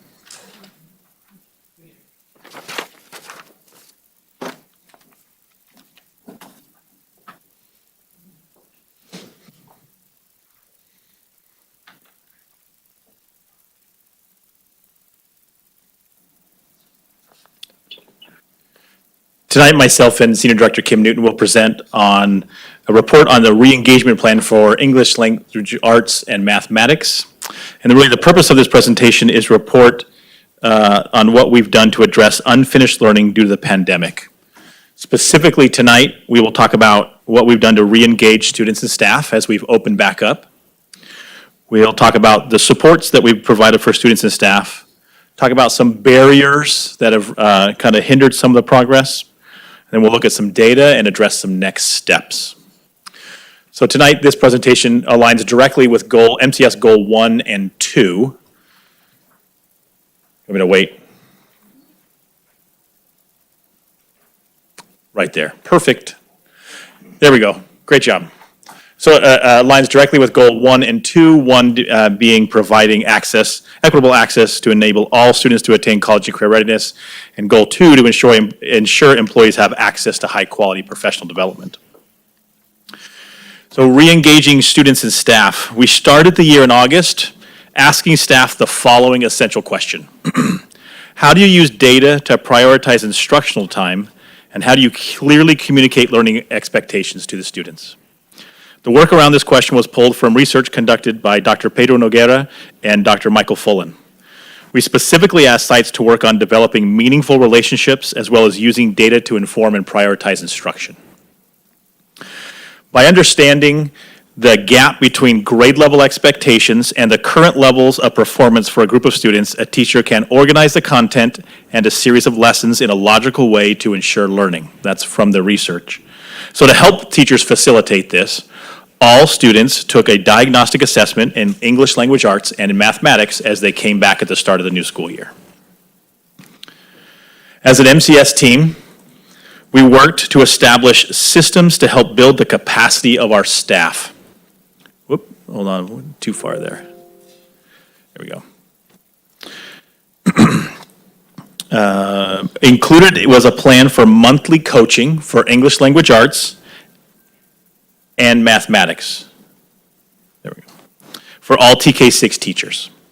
We also created and implemented a data protocol tool for teachers to help them look at student learning in a formative way, to use that data to inform their instruction. Over 100 teachers in grades K through 3 participated in a full year of letters training. We heard that earlier when they were celebrating Barbara Rios, that the language essentials for teachers of reading and spelling. So letters training really focuses on how the brain learns to read. For grades 7 through 11, we had regular math ambassador meetings to discuss data, best practices, and the curriculum. Along the way, we've had to adjust our plans due to unforeseen circumstances. Currently, our chronic absenteeism rate is about 45%. And that matches most of the districts across the state. Total COVID-related absences through last week for our district were 177,350. As a general rule, each day a child misses, it can take up to 3 days or more to make up the effects of them not being in school.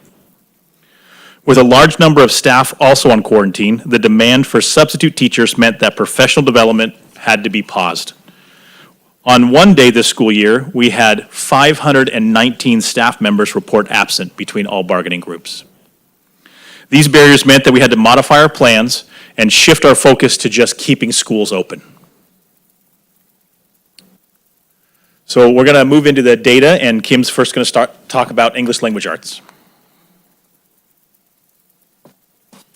All right, so we're going to take a look at 3 different assessments for our English, for our English language arts. The first is dynamic indicators of basic early literacy skills, and we refer to it as DIBELS.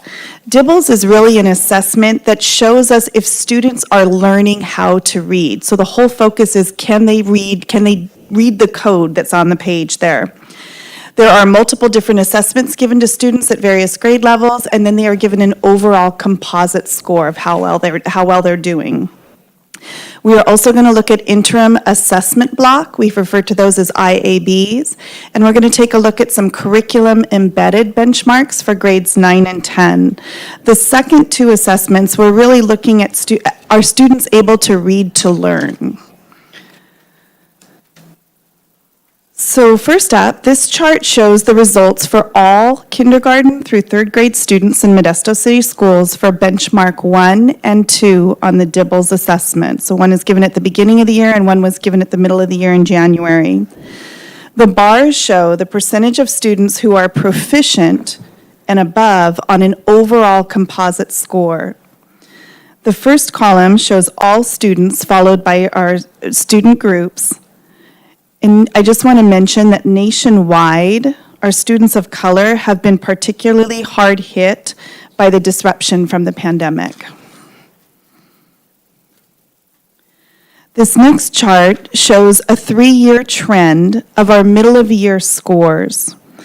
Again, the bars indicate the percent of students by grade level that are scoring proficient or advanced on that composite score. The orange bar is the school year of 1920 before the pandemic hit. Green is 2021, and then that teal color is this school year. Again, our youngest learners have been impacted significantly by the pandemic. But however, all of our grade levels are showing growth this year, and third grade has just surpassed the pre-pandemic level by 1%. This next graph is a comparison of a growth rate between Modesto City Schools and a national average. Nationally, we have over 1 million students taking this test at the various grade levels. And what it is showing us is the rate of growth from the beginning of the year to the middle of the year. And as you can see, Modesto City Schools students on average have a higher growth rate than most students nationally. And this is a direct result of us investing in our teachers, the letters professional development that has been mentioned a couple times, our incredible coaching staff, as well as a robust MTSS program at all of our elementary schools. We're going to transition to the IABs. So again, now we're looking at students' ability to read to learn. It is important to note we cannot compare the IABs for growth. So the interim assessment blocks they're assessing different standards. So benchmark 1 assessed informational text, where benchmark 2 assessed literary text. So they're different standards. Scores this year will establish a baseline, and next year we'll be able to compare year-over-year growth. I also want to note before we look at the data that the IAB reporting system reports in 3 bands. So it's students that are below grade level, that are near or at grade level, or that are above grade level. Where our CASP scores, they put students into 4 bands, and they separate the nearly met and met. So this is going to combine them. So the data that we're going to look at will reflect students in the above, the at or near, and the at or near.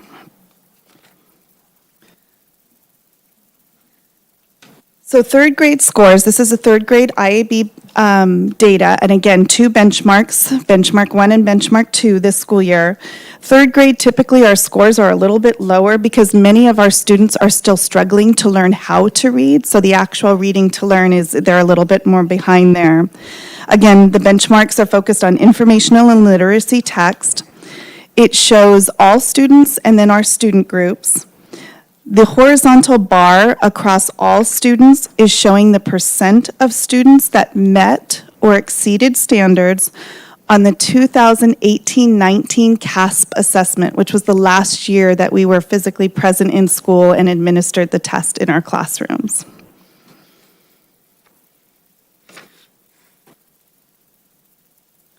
When we take a look at the 4th grade IAB, again, the same assessment, informational and literacy text.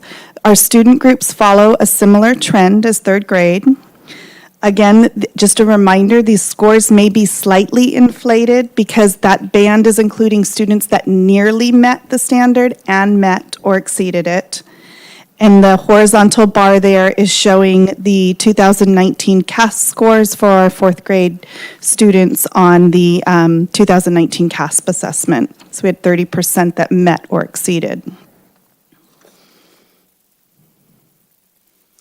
5th grade, exactly the same thing. Student groups show a similar trend, a little bit more of a difference between the informational text and the literary text. And I think for all of our students, you'll see across the board, the literary text is a little bit more difficult for them to comprehend from. There is more of a requirement for inferencing, where the informational text is just information, it's right there. It's easier for them to pull it out. Plus, they have more access to informational text in their other content areas.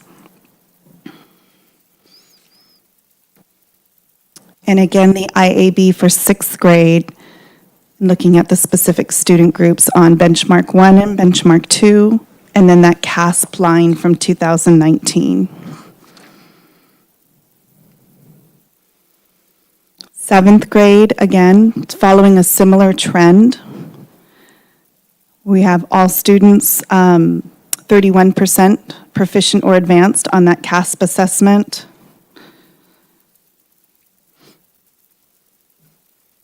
In the 8th grade IAB,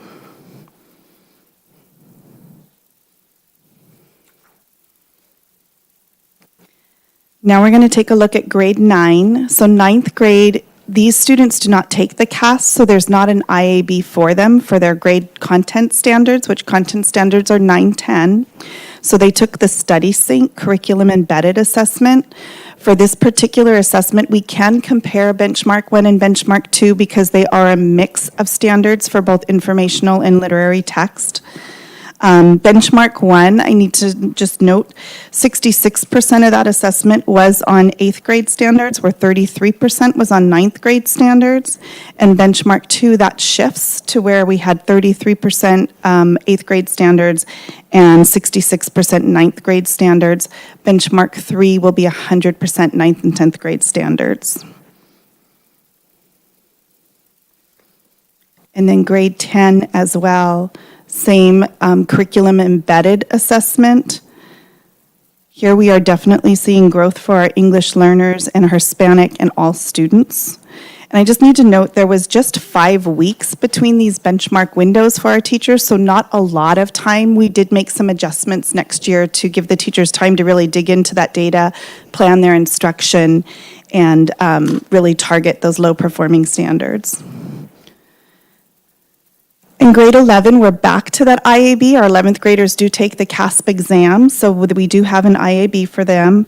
Again, the percentages of students include students who nearly met or exceeded grade level standards. Benchmark 1 was informational text, benchmark 2 was literary text, and that horizontal bar over all students represents 51% of our 11th graders were at or above standards on the 2019 CASP assessment. I'm going to turn it back over to Mike.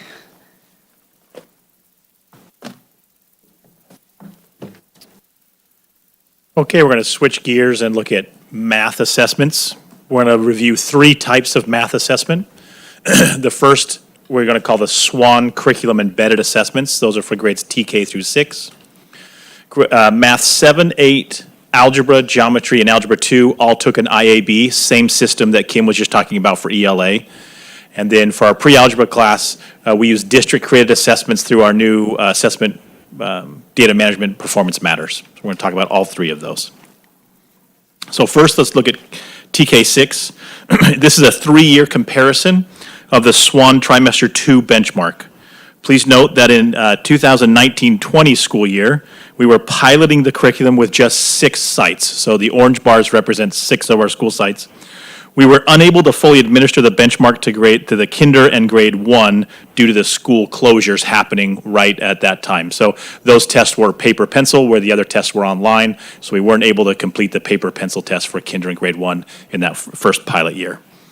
The green bars represent the percent proficient and above for last school year, and the blue represents the same for this school year. The horizontal lines represent, the same as we saw in ELA, the percent proficient or above on the last full CASP administration in 2018-2019 for each grade level. You can see a general trend similar to what we saw in English Language Arts. Grade 5 is of particular concern. This is at the end of the K-5 standard band, grade 5, meaning that all previous year standards are brought together, making the assessment more difficult, especially considering the barriers to learning that we've had the last few years. I will say that in conversations with other districts that we've had conversations with, we're seeing a very similar trend, particularly with grade 3 and with grade 5.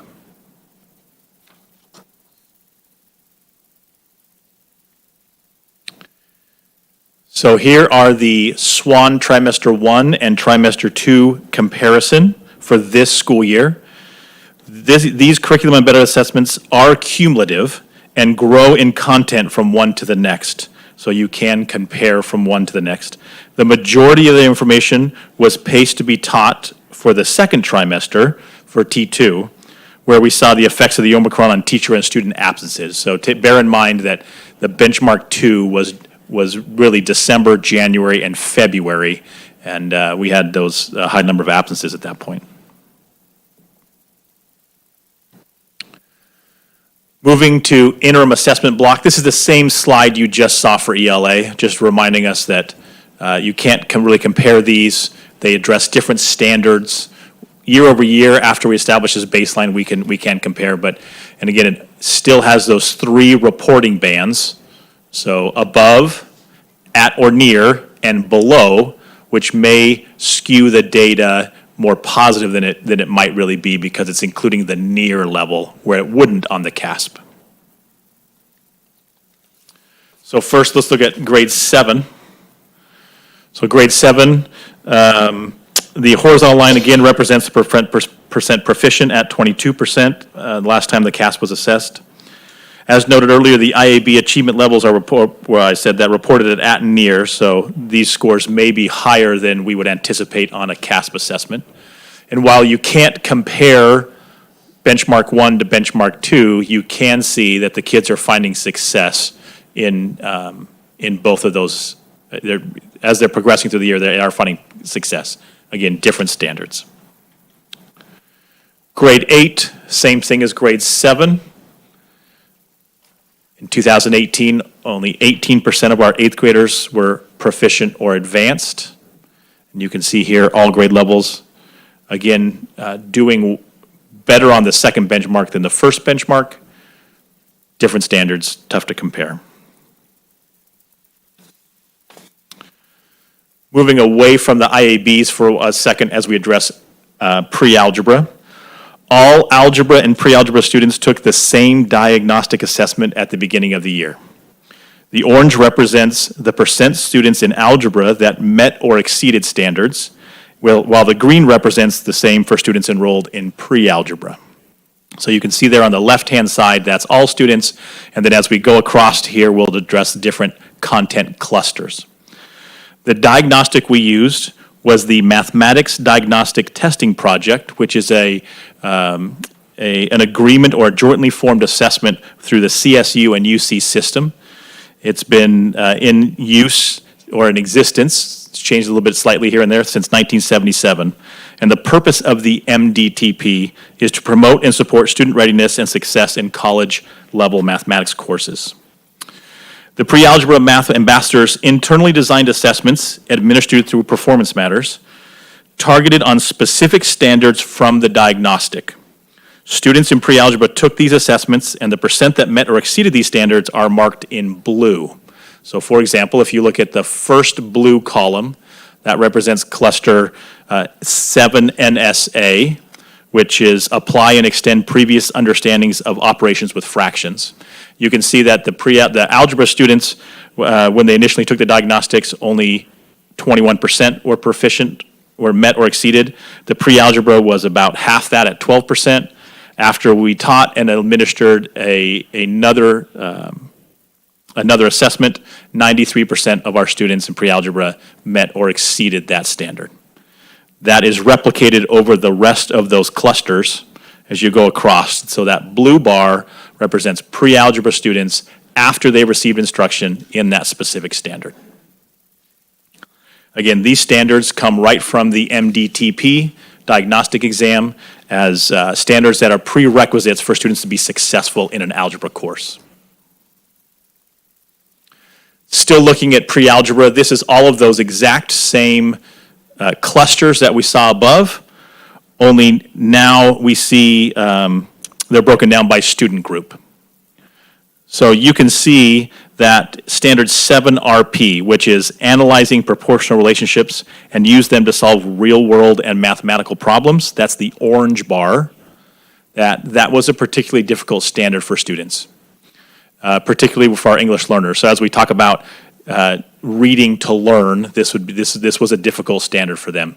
The teachers were able to use this data that they get immediately after the assessment through the performance matters and then adjust their instruction accordingly.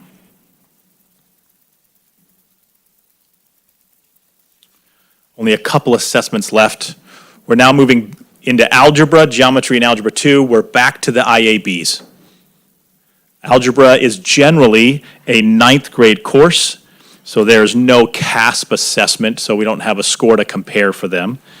But as we've seen in other grade levels, there's work to be done to address all learners. For geometry, our benchmark window is currently open until Friday, so we only have one benchmark here to report. Geometry is generally a sophomore level course, so there is no CASP associated with 10th graders, so that's why that line also does not appear there. And lastly, Algebra 2, which is generally an 11th grade course, we see the return of the CASP comparison from 2018-19 at 24%. Again, work to do for all learners, and with the 3 reporting bands, this might be more inflated than it appears from the graph. I know you wanted more graphs, but I'm out of graphs. I know you were looking for it. So for the coming year, we will be focusing on an established instructional core as we learn to live with the COVID reality.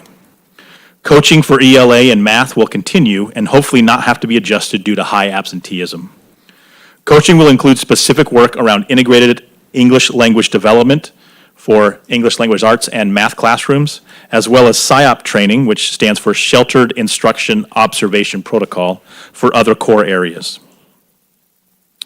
Strategies to engage all learners will help focus on our English learners as well as our special education population as we increase inclusion opportunities for those students. Much like the success we had this year, we hope to enroll over 100 more teachers in the letters training that helps teachers learn how the brain learns reading. We will also intentionally use our new Performance Matters and data dashboard systems to continue to work with staff to understand and use data to inform instruction. And lastly, we're going to do this by wrapping it all around support with our professional learning communities. We will refresh our previous work with PLCs to build the capacity of all teachers to deliver high-quality instruction. We are available for any questions you may have. Thank you very much, Mr. Rich. A lot of information. But I see no one out in the public, so I'm going to bring it back to the board. Is there any questions or comments? And I already have 3. We'll start with Trustee Mejia. I was going to go put this mic on here. All right, so I got quite a few. You give me a lot of charts, I give you a lot of questions. Okay. That's the deal. Okay, so I got to go to pages that I have all these. If you give me grade level or content, we can jump to that. Okay, so coaching, you talked about monthly coaching for TK6 teachers in both ELA and math. Is there any coaching in 712? Yes, yeah, we have 2 coaches for the 7-12 level, and they work with teachers. A lot of the work this year was with the brand new teachers. I apologize. I'm speaking specifically of mathematics because and then we're going to have Kim address the ELA coaches.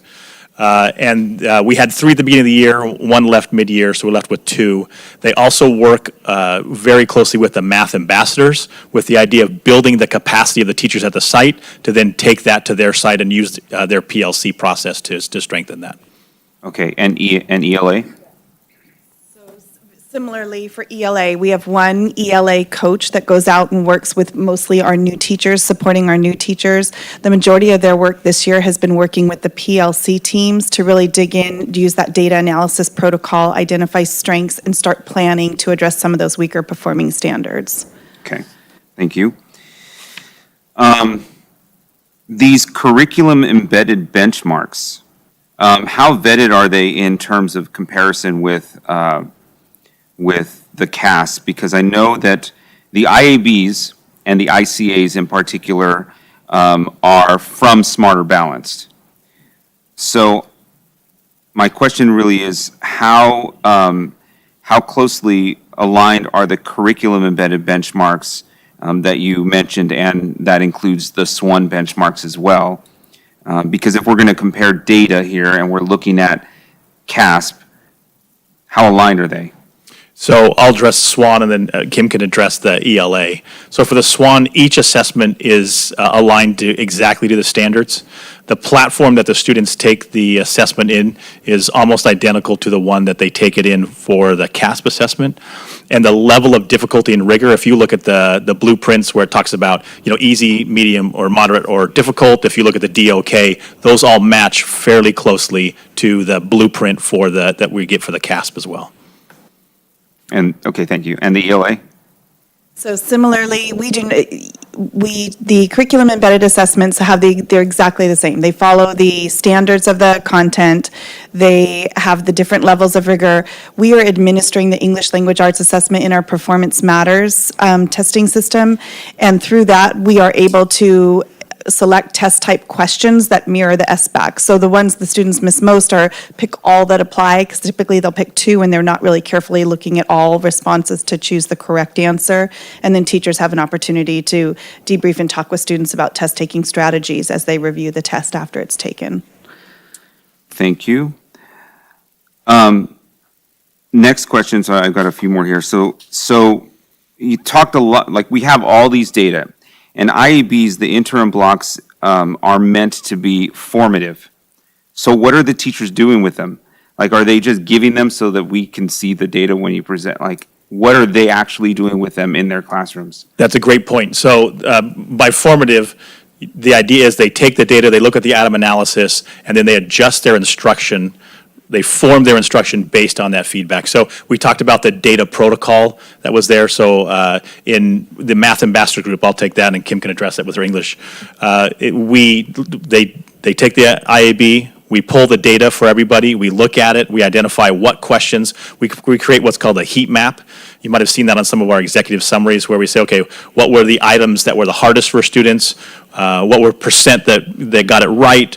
Where can we put our effort into changing our instruction? Where do we need to adjust or reteach? So that is the purpose of them using that. The idea is that they get that data immediately and then can adjust their instruction. Okay, ELA is the same thing, I assume.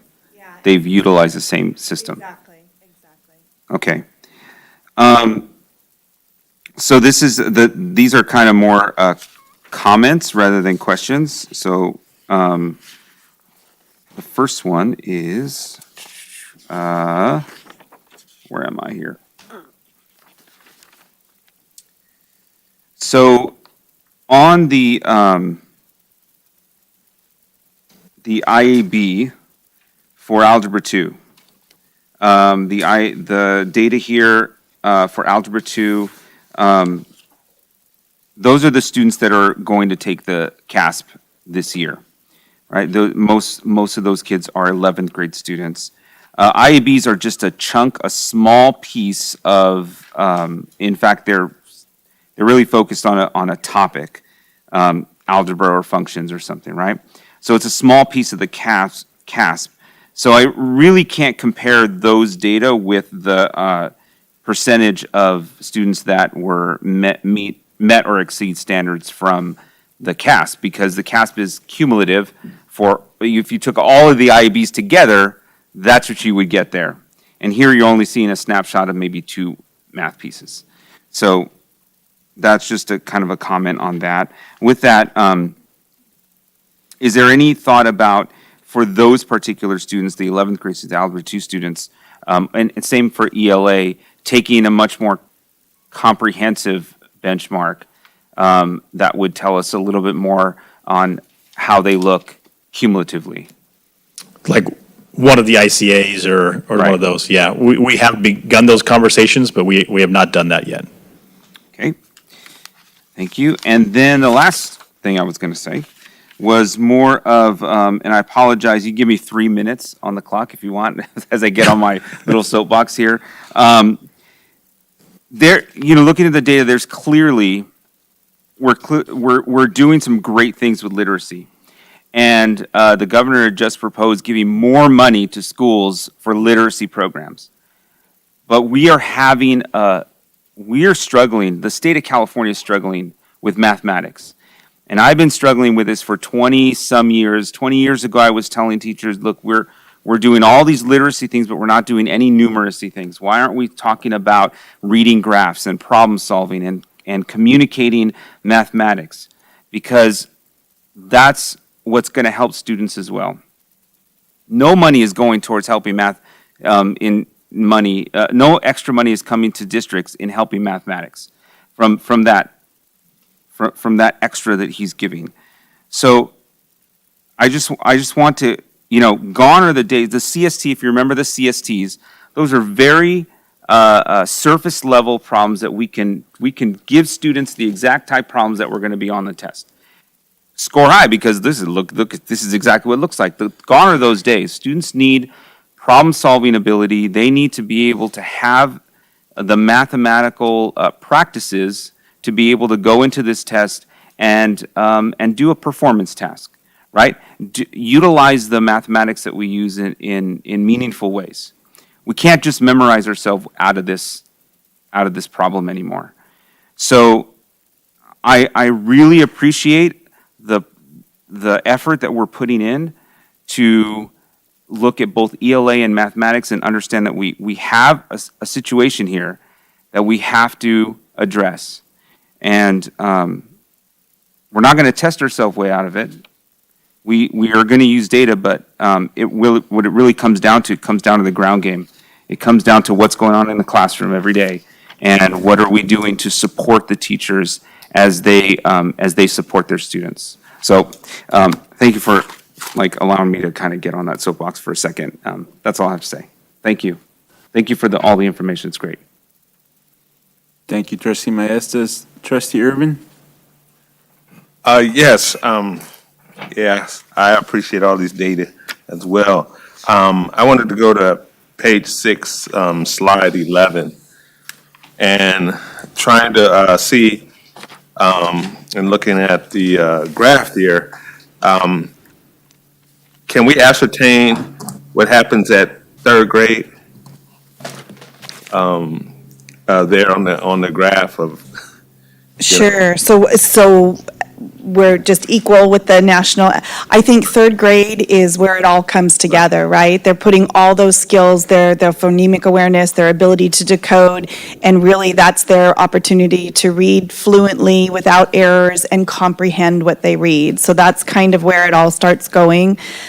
If you take a look at those third graders, their second and first grade years were pretty disrupted with the pandemic, and those are extremely formative years for our students in learning how to read.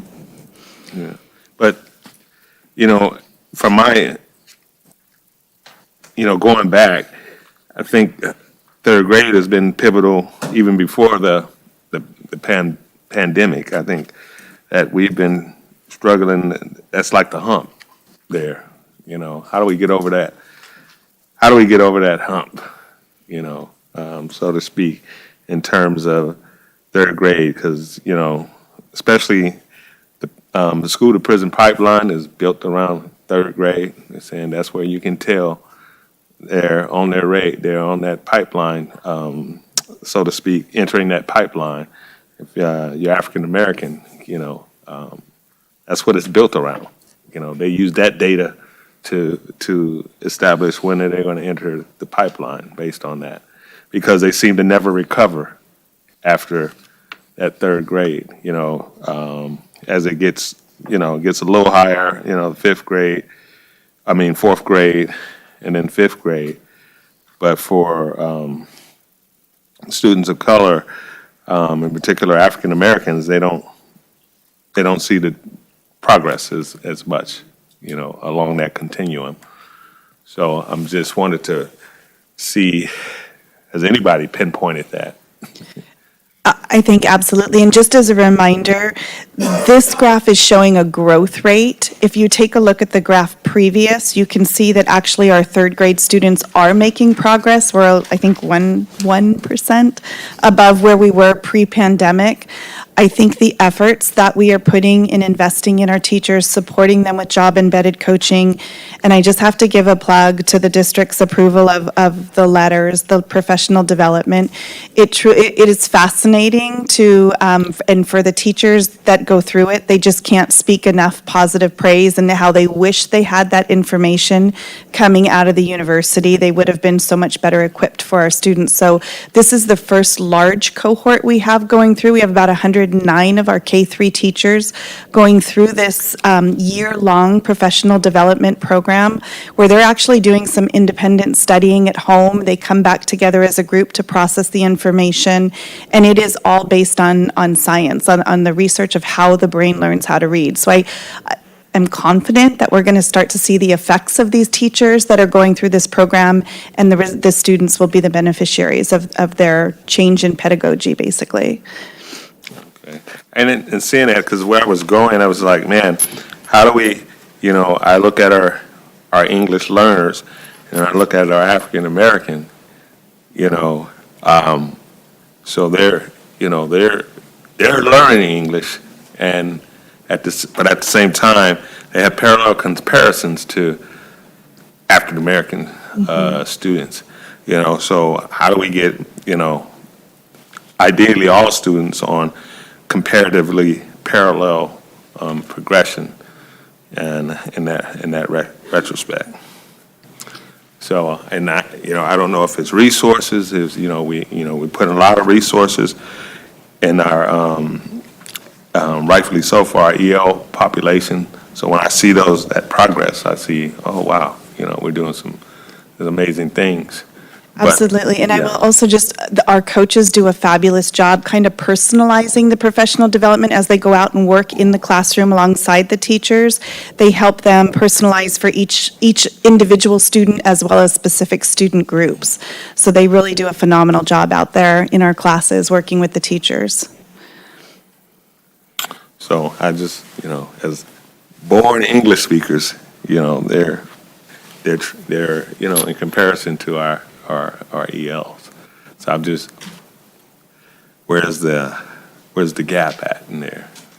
Is it resources? Is it family dynamics? Is it, strategy, teaching strategies, curriculum?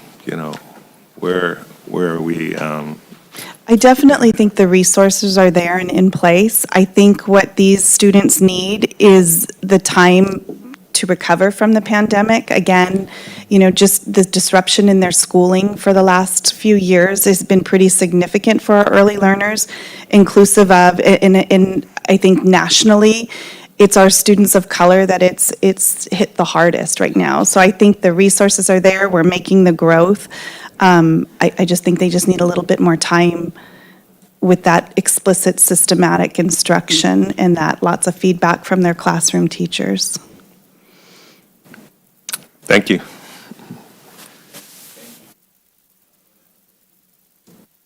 Thank you for that, Trustee Irvin. I have Trustee West. Thank you for this report and for all the great questions from our math people. The thing that stands out to me the most in this report is the absenteeism and the comment that for every day a student misses, it takes 3 days for them to catch up. And so I think COVID disrupted all of our expectations for attendance. I mean, everyone had problems with that. I don't want to not have hope, but I see that this trend might continue even after we work through COVID. We're still going to have kids that are going to be absent for a variety of reasons. And how do we help with that loss when kids are absent? Is there something we can do, like, I don't want to put anything on the teacher's plate in addition to what they're doing already. I would not ever ask that. But are there programs, like math programs. I know when I worked for Sylvan, a lot of the math teachers would recommend students when they were at home. I can't remember the name of it now, but there was a program that they recommended that kind of self-taught the kids and it would correct them. Are there things that kids can do if they are at home so that they're not falling so far behind? Or do we have the capability of hiring tutors who can connect with those kids who are at home and absent just for a day or two to just make sure they don't fall too far behind? I don't know if we have the answers to those questions, but I think somehow if we can solve that loss that we get from absences, it might help with some of our achievement. Absolutely. And we do we have Amplify Reading for that students can work at home, and it is based on their actual level on that Dibbles assessment, and it is a tutorial. And I believe we also have Dreambox for our math that the students can work on while they're at home. I like your idea of hiring tutors. I will write that down. I hadn't thought of that to kind of check in on the students.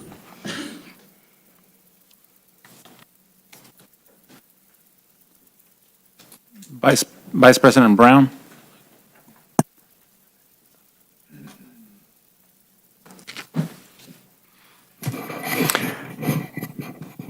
I share a concern that has been with me since the time that I came on the board as we saw the percentage of our students that were at grade level in both reading and math. And I know that that is an ongoing concern. And I appreciate all the effort that's going into professional development. I understand all the issues that we have that are pandemic driven, with all the new challenges that have come at us, despite all the efforts that we're putting forward. I'm concerned about the way that this testing happens.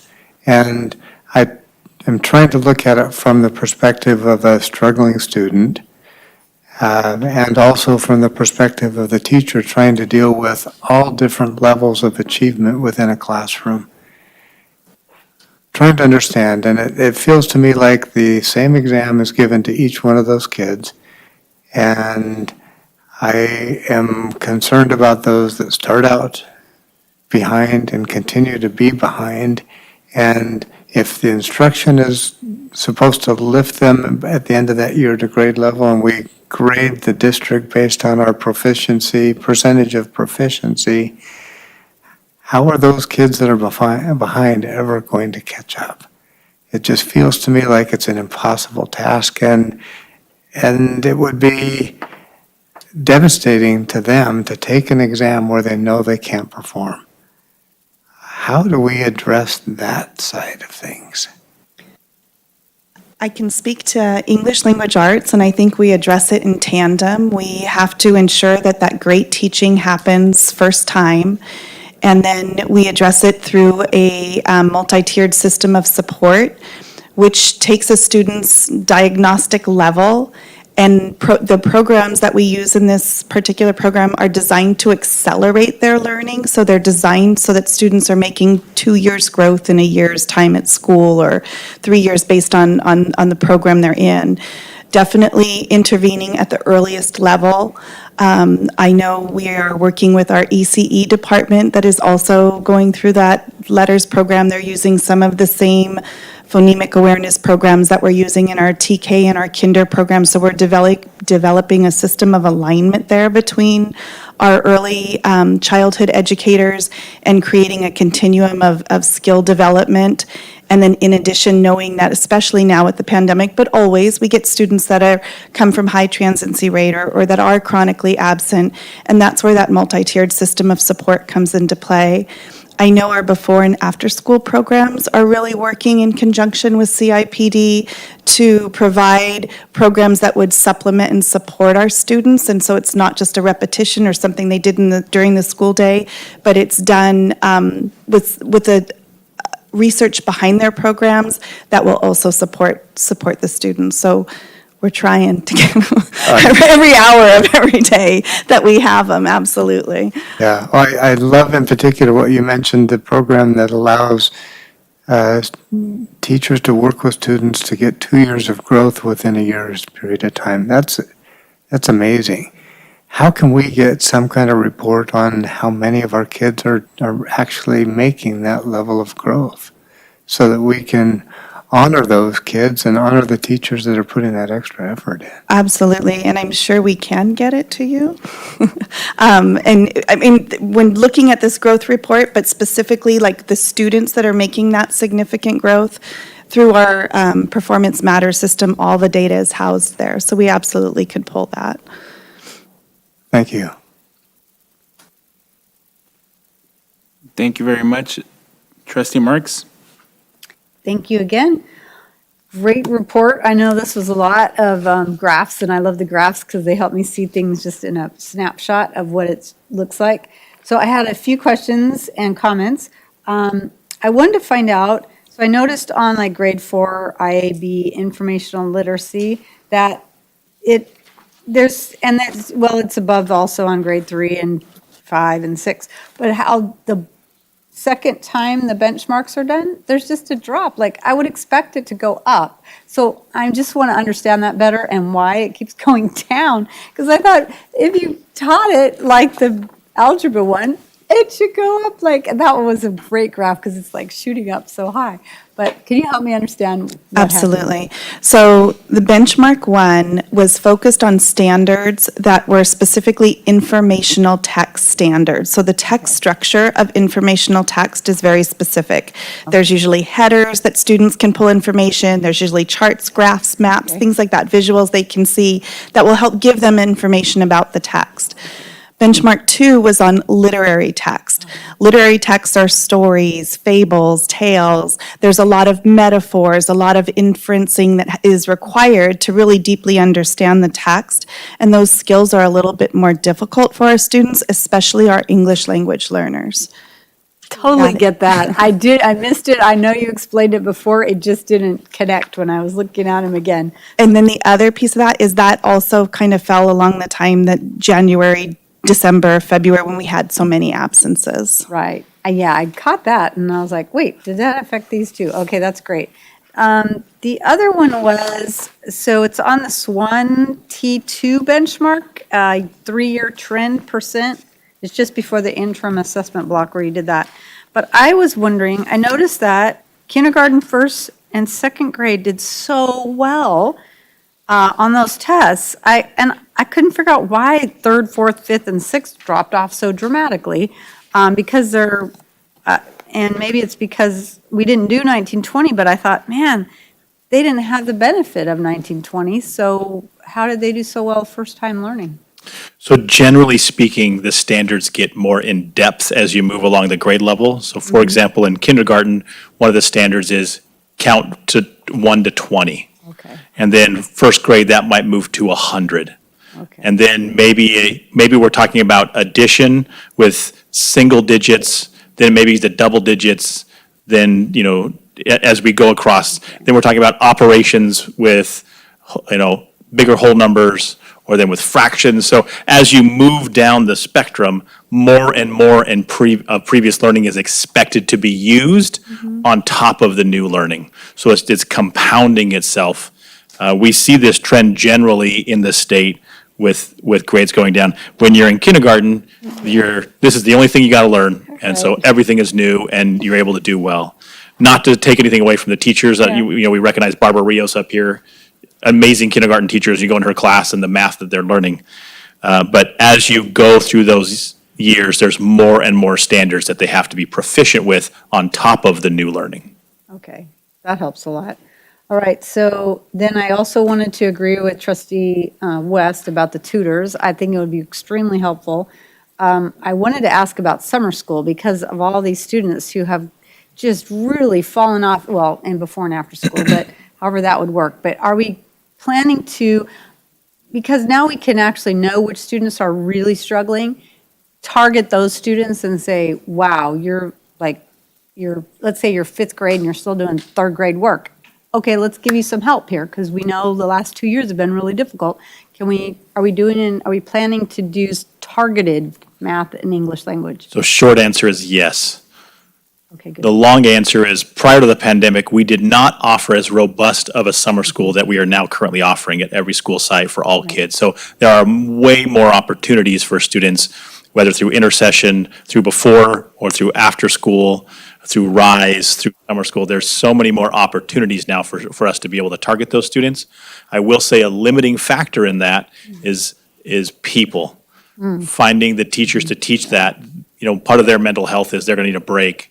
And if they're teaching nonstop, then they don't have that as well. So there's some variables in there that we have to adjust for, but generally speaking, yes, we are offering many opportunities for students targeted to be able to pick up on standards that they have not done well on. Okay, that's great. And to add to that, just in full transparency and the reality, with Yeah. 180,000 days of absences, we're not going to tutor or summer school our way out of this, and it's going to take many years. We have more kids. We can't just identify those kids that are really low, because there's this many, with this many teachers that are going to give a month out of their summer.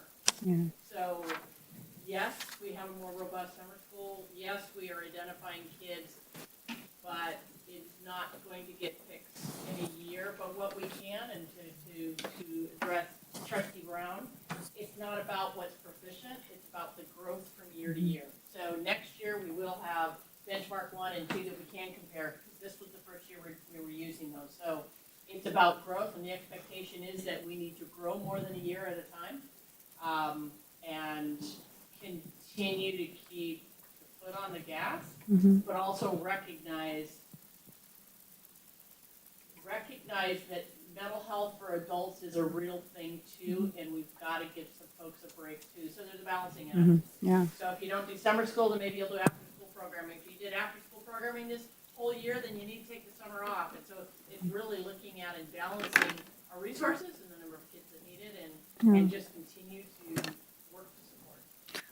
So I see that. I still believe that we could hire tutors to actually help our students, and maybe they can tutor 5 kids at a time, just to help them get caught up, because I watch students, anyway, I used to do tutoring, and so just being able to help students catch on to certain math problems that they're struggling with, and suddenly it clicks, and then they can move forward. It's just so enriching for everyone, and reading as well, because students who can't read the math problem won't be able to answer it. They might be great at math, but if it's a word problem, they're totally lost. And so understanding that too, I think it helps if we don't have enough teachers, if we don't have enough supports, to actually at least look at maybe doing some tutoring with our students. So I'll add, and then I will stop. I know. There's a microphone behind you, by the way. I know it was mentioned that tutoring is a great idea. There are realities, and I can certainly have Mr. Henderson speak to that. The human resources with all of the school districts around, paraprofessionals, which could potentially could be tutors, teachers that could potentially be tutors. There is way more of a need than there are available human resources. We've got the dollars.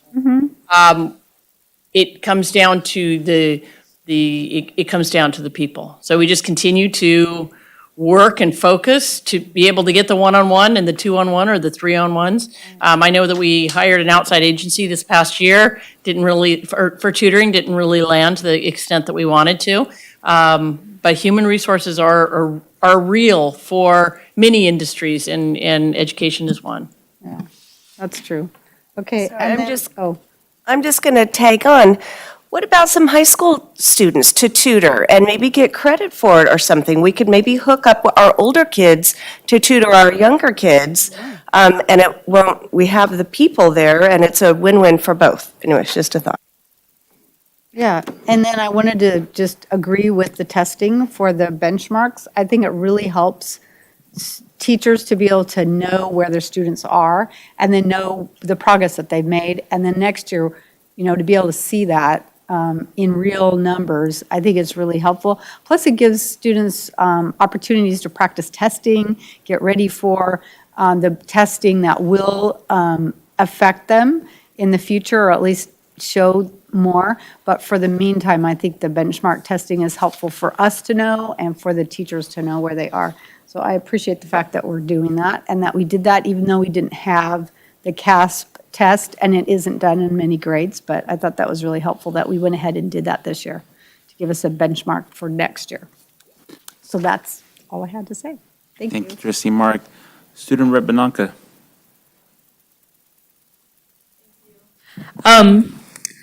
So first of all, thank you for this really comprehensive report and for the many, many graphs. Honestly, looking at this data makes me sad but hopeful. Looking at some of these graphs, and some of the student groups have over 90% of the students not proficient. And obviously, a lot of that was totally out of our control, and there were so many obstacles, whether that be in school or at home for students that, no one really had any control over. What makes me hopeful is the upward trend that we're seeing, and I'm really glad that we have these assessments and we give the data to teachers because as a student, I always appreciate when teachers use data, whether that's from assessments or even from their own tests, to modify their instruction, because I always find that really helps me understand things that I was struggling on. And I also want to echo the thoughts of Trustee West, and that I think maybe a student tutor program could be something that we look into. That might be interesting. I'm sure a lot of high school students would love to help out. Something that I want to pay attention to in this data, though, is the different student groups displayed in the graph, which I really appreciated. And I think that looking at this breakdown is essential in order to address the achievement gap. But what I really want to know is, why is there a gap? What is the source of this discrepancy? Because in some of these graphs, it's a major discrepancy. And so I just want to ask you, what do you think we can do as a district or just in schools to find the source of these discrepancies? And also, I'm just wondering if we can create another breakdown for low-income students, because that might be a really big contributing factor. When students don't have resources or a supportive environment at home, that can greatly disrupt their academic achievement. So is that an option? So a couple questions that you asked there, and in general, finding that silver bullet to say, this is why there's a gap, I don't think that exists. I think that the matrix of variables that exist for that problem are extensive. I think you hit on a couple of them. Do you have resources at home, which would include not just physical resources, but the mental resources and the support that you need to, I've got a second grader in my house. Am I making sure he's reading every night? Am I making sure he has books available? Am I making sure that we're doing things to help promote his learning and checking his homework? There's so many variables involved in that aspect of it, as well as we heard about that word's not coming out, kids moving a lot. That's another issue that we'll have. Language is a big one. So, Trustee, you talked about all the work and effort, money that's pouring into literacy. And I agree with you wholeheartedly about the numeracy piece. But if kids can't speak, read, and understand, they're going to fall behind. Like Trustee Brown, you mentioned, over time that gap's going to widen. So I think there's a lot of different variables in play that lead to that gap, and our job is to be able to find a solution to help at an individual student level. So we can put systems into place, but how are we making individual students show progress to cover that gap? And then your last question had to do with yes, thank you. So producing a graph that also shows what we would say SED students, socioeconomically disadvantaged students. That's certainly something that we could add to it. I will say that percentage of students is rather high for our district and would probably mimic very closely the all students, just because the significant number that would represent. Thank you so much. Thank you, Student Representative. I would say that definitely I would agree. I think I mentioned it before. I think that category should go in all our data.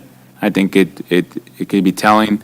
As Trustee Irvin mentioned, there's a lot of telling evidence in this report, and definitely we're working towards improving the situation. But I think it's key for us to keep the eye on those, and because I believe COVID it did a lot of damage in many areas that, I mean, it's going to take years to recover. But I think one of the things that it did do was that it shed light to the discrepancies in resources and being able to get back on one's feet, tackling on a disadvantage. So, I think it's being reflected in many areas, and we're seeing it here tonight. But I'm appreciative of the work that that's being done, and that we're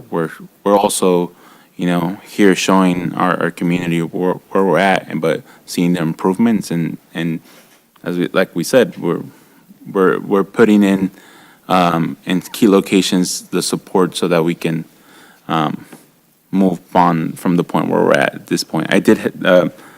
We have Trustee Mejia and Trustee Irvin, but I just kind of wanted to loop back on what Representative Malak had said. Trustee Mejia? Thanks. Yeah, I just want one more thing to kind of go back to what Vice President Brown has said. And I think the focus that I think you were trying to make is the mental health of the students that are being over-tested and seeing just, I'm not doing well, and I'm just continuing to not do well. And I think at some point we need to change our focus, and it's a mindset from how students did to how far we've gone and how far they go, and focusing on growth, because there's a lot of evidence that shows that when you focus on growth, you actually grow further than when you focus on product. And so how do we get to 2 years growth in 1 year's time? We focus on growth, not on how well you did. And so I would love to see more of the growth data. That's one thing, I didn't mention it, by the way, but one thing that I really, really loved was this growth rate. Like, that was that shows me how people are, how they're growing, and I think that's where we need to put our focus on, so we're not over-testing our kids. Thank you, Trustee Mejia. Trustee Irvin? Yes, I just wanted to go back and kind of piggyback on what Trustee Marks and West and the superintendent said about tutoring. Good idea. Someone who used to run a peer tutoring program within the district years ago as part of the after-school programs. Great concept, but relying on high school students, peers to be tutors is going to be interest, but everyone is not cut out to be a tutor. Most of that, from that program that we had, which we started off at Marshall, we did Burbank, and a couple other schools. Very good relationship and connections between students happen. Very good mentoring happened, but the biggest thing that came out of the tutoring was homework help.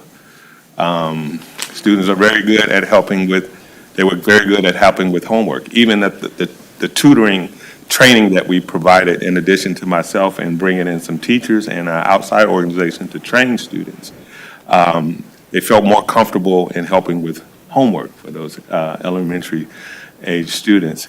And so to rely on them to try to provide some type of instruction, which they shouldn't be providing, or concepts, which they shouldn't be providing, those are teachers, you got to be very careful, how you approach it, because it doesn't always work the way you want it to work. And so, like I said, we developed some very good mentoring relationships, and we increased homework percentages of students, which we can lay that's a part of improving grades and things like that. But actual tutoring,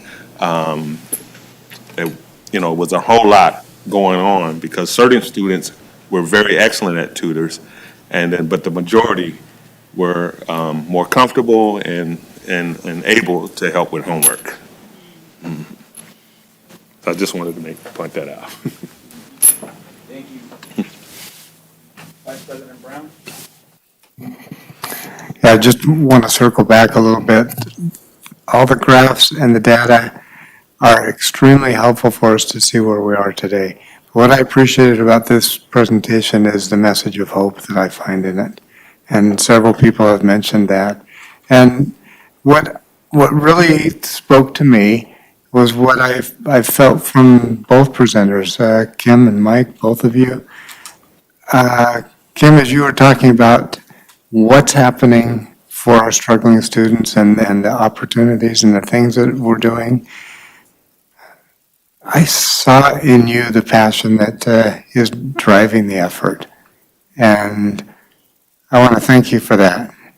Data is important, but it's the passion that we teach and the methodology that really focuses on that growth and the potential that our kids have.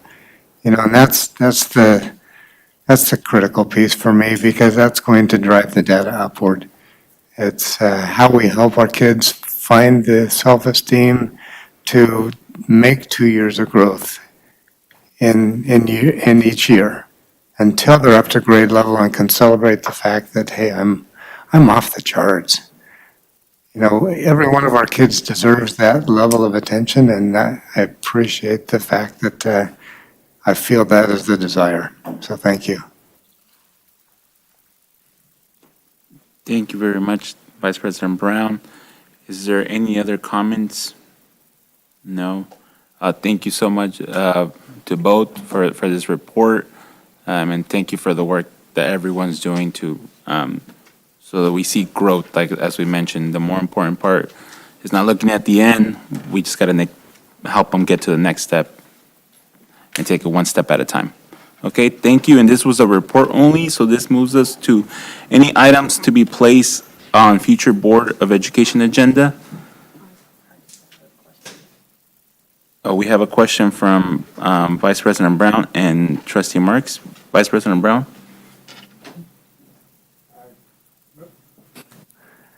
In consent, there was a reference to the K-9 program and the contract.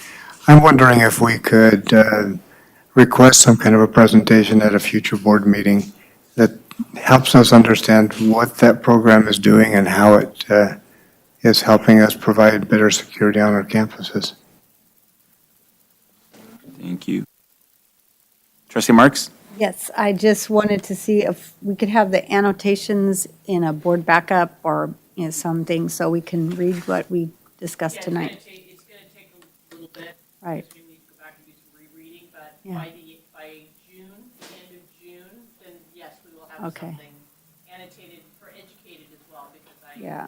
I believe that there's some work that needs to be done with that one as well. Yeah, well, I think it was all of them except crossover that we were going to annotate. Is that, okay, good. Because yes, I agree with you. I have that Okay. in my notes. Okay, perfect. That's what I wanted to ask. Thank you. Perfect. Okay, now, do I hear a motion to adjourn tonight's meeting? Moved by Trustee Mejia, seconded by Trustee Urban. All those in favor say aye. Aye. Aye. Any opposed? Meeting adjourned for tonight. Have a good night, everyone.